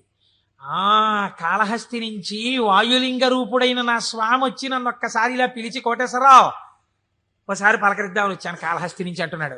అమ్మా స్వామి తగిలాడు ఇక్కడ, అబ్బా స్వామి నమస్కారం అంటున్నాడు. ఇప్పుడు ఎక్కడ లేడు ఆయనకి? అలా వెడుతూ పైకి చూశాడు. అబ్బో, అనంతంగా పెరిగిపోయిన నా స్వామి ఆకాశ రూపంలో కనపడుతున్నాడని మళ్ళీ నమస్కారం చేసేవాడు. కపర్ది నమః కపర్దినీచా అనేవాడు. ఇలా రాను రాను రాను రాను ఏమైపోయిందంటే ఎవరు కనపడినా ఆయనకి ఈశ్వరుడే కనపడేవాడు. ఆఖరికి పరిగెత్తి పారిపోతూ దొంగ కనపడేవాడు. నమ చోరాయచ, పరిగెత్తుతున్న దొంగలో నా స్వామి కనపడుతున్నాడు అనేవాడు. మరి అంతేగా చెప్పింది రుద్రం. ఇలా అంతటా ఈశ్వర దర్శనం చేసి ఎక్కడ పడితే అక్కడ ఆగిపోయి నమస్కారం చేయడం అలవాటైపోయింది. ఈ అలవాటైపోతే శంకరుడు అన్నాడు, ఇక నేను తప్ప ఇంకొకటి కనపడని నీకు నాలోకే తీసుకోవాలని తనలోకి తీసేసుకున్నాడు. శివుడిలో ఏకమైపోయి తాను శివుడైపోయాడు. ఇప్పుడు చెప్పండి, భావన చేత మోక్షాన్ని పొందాడా లేదా? రుద్ర పశుపతి నాయనారని ఆయనకి పేరు. 63 మంది నాయనార్లలో ఆయన ఒకరు.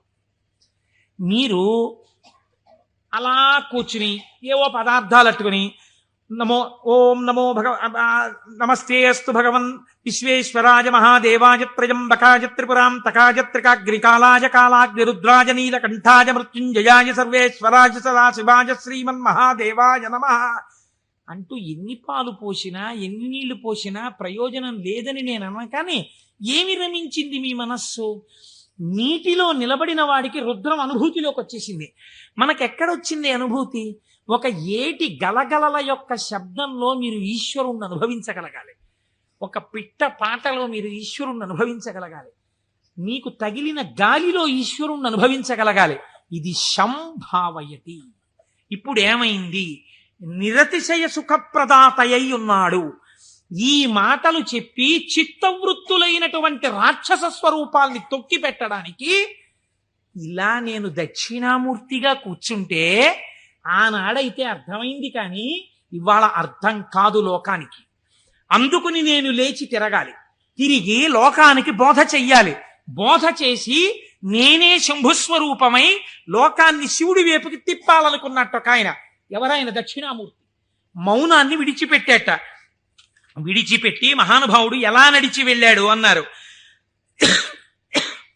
అజ్ఞానాంతర్గహన పతితానాత్మ విద్యోపదేశైః త్రాతుం లోకాన్ భవదవ శిఖాతాపపాపచ్యమానాన్ ముక్త్వా మౌనం వటవిటపినో మూలతో నిష్పతంతి శంభోర్మూర్తిశ్చరతి భువనే శంకరాచార్య రూపా. ఆనాడు ఇలా కూర్చుంటే అర్థమైంది, కానీ ఇవాళ నేను వటవృక్షం కింద ఇలా మౌనంగా కూర్చుంటే ఎవ్వరికీ అర్థం కాదు. వీళ్ల చిత్తములలోనే ఉన్న రాక్షసులను తొక్కి పెట్టడానికి నేనే వెళ్ళి నలుచరగులా నేనే తిరిగి నేనే నిలబడి వీళ్ళు ఏ స్థాయిలో ఉన్నా వాళ్ళని ఉద్ధరించడానికి కావలసిన స్తోత్రముల దగ్గర నుంచి భాష్యముల వరకు ఇద్దామని ఆ దక్షిణామూర్తి మౌనమును విడనాడి ఈ భూమండలము మీద శంకరాచార్య రూపముగా తిరిగారట. ఆయనే ప్రథమ గురువై జగద్గురువై మహానుభావుడయ్యాడు. శివానందలహరి, సౌందర్యలహరి, బ్రహ్మసూత్ర భాష్యం దగ్గర నుంచి ప్రస్థానత్రయ భాష్యాల వరకు ఇచ్చారు. ఇహమునందు ఐశ్వర్యము కావాలంటే కనకధార వరకు ఇచ్చారు. అటువంటి శంకరాచార్యుల వారి దగ్గర ప్రారంభమైన గురు పరంపర నేటి మా గురువుల వరకు కొనసాగుచునే ఉన్నది. ఆ గురువాక్య శ్రవణమే నా లోపలనున్న రాక్షసులను తొక్కి పెట్టగలిగినటువంటి శక్తి స్వరూపము. ఆ గురువు మాట నేను విన్నానా అంతే. ఆ చిత్తవృత్తులు నన్నేం చేయలేవు, ఆ రాక్షసులు నన్నేం చెయ్యలేరు.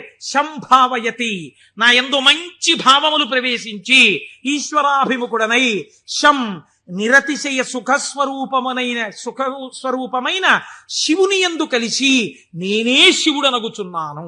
అటువంటి స్థితిని నాకు కలగడం కోసమే మహానుభావుడైన పరమాత్మ నాకు ఈ ఉపకారం చేశారు. ఇటువంటి జ్ఞానము కలగడము దేనివల్ల కలుగుతుంది అన్నారు. ఇటువంటి జ్ఞానమే శంభుస్వరూపం మీకు కటాక్షిస్తుంది. అందుకే శంభు అన్న నామం అంత గొప్ప నామమైంది. పరమశివుని యొక్క రూపాలలో ఆ శాంభవ స్వరూపం అంత గొప్పదైంది. ఆ నామాలు చెప్పుకుంటే చాలు మనం ఉద్ధరింపబడతాం.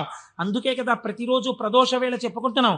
ఈ చెప్పుకున్న ఫలితం ఏమిటో మనకు ఒక రోజున తెలుస్తుంది. తెలిసిన రోజున అయ్యా మనం ఎంత అదృష్టవంతులం, ఆ రోజున నామం చెప్పుకున్నాం అనుకుంటాం.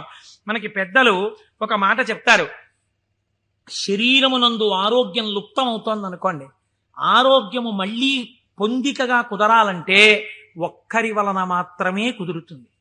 సూర్యోపాసన చెయ్యాలి, ఆదిత్య హృదయం చదువుకోవాలి. ఆరోగ్యం భాస్కరాదిచ్చేత్, శరీర ఆరోగ్యము, మనస్సు ప్రశాంతముగా ఉండుట సూర్య భగవానుని యొక్క అనుగ్రహము వలన కలుగుతుంది. శ్రియమిచ్చేత్ హుతాశనం. ఇవాళే పొద్దున నేను ఒక ఉపనయనానికి వెళ్ళాను. ఆ ఉపనయనానికి వెళ్ళినప్పుడు మా దొరగారితో, చూసారా దొరగారు అగ్నిహోత్రాన్ని ఎలా ప్రార్థన చేస్తారో అని మా దొరగారికి చెప్తూ అక్కడ కూర్చున్నాను. ఆ అగ్నిహోత్రం చేసినప్పుడు అగ్ని కార్యం చేస్తూ ఆ అగ్నిహోత్రాన్ని అడుగుతారు, నాకు ఇవన్నీ, ఈ వీర్యము, ఈ పరాక్రమము, ఈ ఐశ్వర్యము, ఈ ధనము, ఈ సంపత్తి, ఇవన్నీ కూడా నాకు ఆ హుతాశన నాకు ఇయ్యి అనగా, ఓ అగ్నిహోత్రమా నువ్వు నాకు కటాక్షించు అని అడుగుతారు. అందుకే అగ్ని కార్యం చెయ్యడానికి సమర్థత కలిగిన వాడైతే తానే అగ్ని కార్యం చేస్తాడు. నాకు లేదు అగ్ని కార్యం చెయ్యగలిగిన సమర్థత, ఏం చెయ్యాలి అన్నారు. ఇప్పుడు మీకు నేను ఒక ఉదాహరణ చెప్తా. రేపు ఫిబ్రవరి 11వ తారీఖున సుబ్రహ్మణ్యేశ్వర స్వామి వారి యొక్క హోమం జరుగుతుంది. ఆ హోమం జరిగినప్పుడు మీరు చెయ్యగలరా సుబ్రహ్మణ్య హోమం? ఆచంద్ర తారార్కం వంశం నిలబడాలి. ఎక్కడో ఒక చోట వంశం ఆగిపోయే ప్రమాదం రావచ్చు. కానీ ఒక్కసారి ఎవడు సుబ్రహ్మణ్యుడి కావిడి భుజం మీద పెట్టుకున్నాడో, సుబ్రహ్మణ్యుడికి హోమం చేశాడో, వాడి వంశం ఆగదు. అటువంటి ప్రతిబంధకం ఉంటే తొలగిపోతుంది. ఇప్పుడు మీకు రాదా హోమం చేయడం, మరి మీరేం చెయ్యాలి అంటే, కలియుగమునందు పురుషార్థమును వెచ్చించు. అందుకని టికెట్ పెడతారు. దాని మీద డబ్బులు సంపాదించడానికి కాదు. ఒక టిక్కెట్ పెడితే మీ ద్రవ్యాన్ని మీరు వినియోగించాలి. అది ఓ 1000 రూపాయలు అవుతుంది అనుకోండి, మీ దగ్గర 2000 పుచ్చుకోరు. ఎందుకు పుచ్చుకోకూడదు? అలా పుచ్చుకుంటే వీళ్ళు మోసం చేసినట్టు అవుతుంది. ఎంత అవసరమో అంత పుచ్చుకుంటారు. ఇప్పుడు మీరు ఈ ద్రవ్యం ఇచ్చి బాహ్య అంతఃశౌచమును పాటిస్తారు. అంటే స్నానం చేసి విభూతి పెట్టుకుని తిలకం పెట్టుకుని, లేదా మీరు ఏ సంప్రదాయమునందుంటే అటువంటి తిలకధారణ చేసి వచ్చి కూర్చుంటారు. ఆచార్యముఖేన మీ కొరకు ఆచార్యులు చేస్తారు. ఆ పదార్థములన్నింటి మీద మీ చెయ్యేసి మీ గోత్రనామాలు చెప్పి అక్కడ హోమం చేస్తారు. ఇప్పుడు ఈ హోమం ఎవరు చేసినట్టు? మీరు చేసినట్టు మీ ఖాతాలో పడిపోతుంది ఫలితం. కాబట్టి ఇప్పుడు ఏమవుతోంది? మీకు కావలసినటువంటి సుఖమునకు హేతువు కర్మ మార్గము చేత మీకు ఇప్పిస్తారు ఈశ్వరానుగ్రహంతో. ఇలా శ్రియం, అది ఏ రకమైన ఐశ్వర్యమైనా దేని వలన కలుగుతుంది? అగ్ని కార్యము వలన కలుగుతోంది. కాబట్టి శ్రియమిచ్చేత్ హుతాశనం, అగ్నిహోత్రము వలన నీకు ఐశ్వర్యము కలుగుచున్నది. ఈశ్వరాత్ జ్ఞానమన్విచ్చేత్, జ్ఞానదాత మహేశ్వర. ఈశ్వరుని యొక్క అనుగ్రహము వలన మాత్రమే జ్ఞానము కలుగుతుంది. ఆ జ్ఞానం ఇచ్చేవాడికే మహేశ్వరుడని పేరు. ఈ మహేశ్వరుడు ఎందుకు ఇస్తాడు? శంభునామాన్ని మీరు గట్టిగా పట్టుకుని ఆ నామాలతో పిలిస్తే, ఏవం శ్రీ శంభుదేవస్య, శంభుదేవుని నామాలు ప్రదోషంలో పిలుస్తున్నారు అనుకోండి, మీరు పేరు పెట్టి పిలవగా పిలవగా పిలవగా పిలవగా ఏమవ్వాలి? ఆయన పలకాలి. పలికితే ఏమనాలి? మీ వంక చూసి ఏవం శ్రీ శంభుదేవస్య నామ్నామస్తోత్తరం శతం అంటున్నారు మీరు. 108 నామాలతో నిన్ను పిలిచాను. ఆయనకోసారి చూసి, సరే పిలిచావు, నేను శంభుదేవుణ్ణి కాబట్టి ఏం చెయ్యాలి? నీ భావాలు మార్చి నిన్ను ఈశ్వరుడి వైపుకి తిప్పాలి. నీకు సత్ప్రవర్తన కల్పించాలి. నేను నిన్ను చక్కటి వాడిగా రూపుదిద్దేటట్టుగా చెయ్యాలి. నన్ను నువ్వు పిలిచినందుకు నేను నీకు చెయ్యగలిగింది అదే. కాబట్టి ఇప్పుడు ఆయన మీకేం చేస్తాడు? ఇదే చేస్తాడు. మీరు ఆయన విసుక్కున్నా సరేనండి, లోకంలో ఒక నానుడు ఉంది, మీరు చూడండి.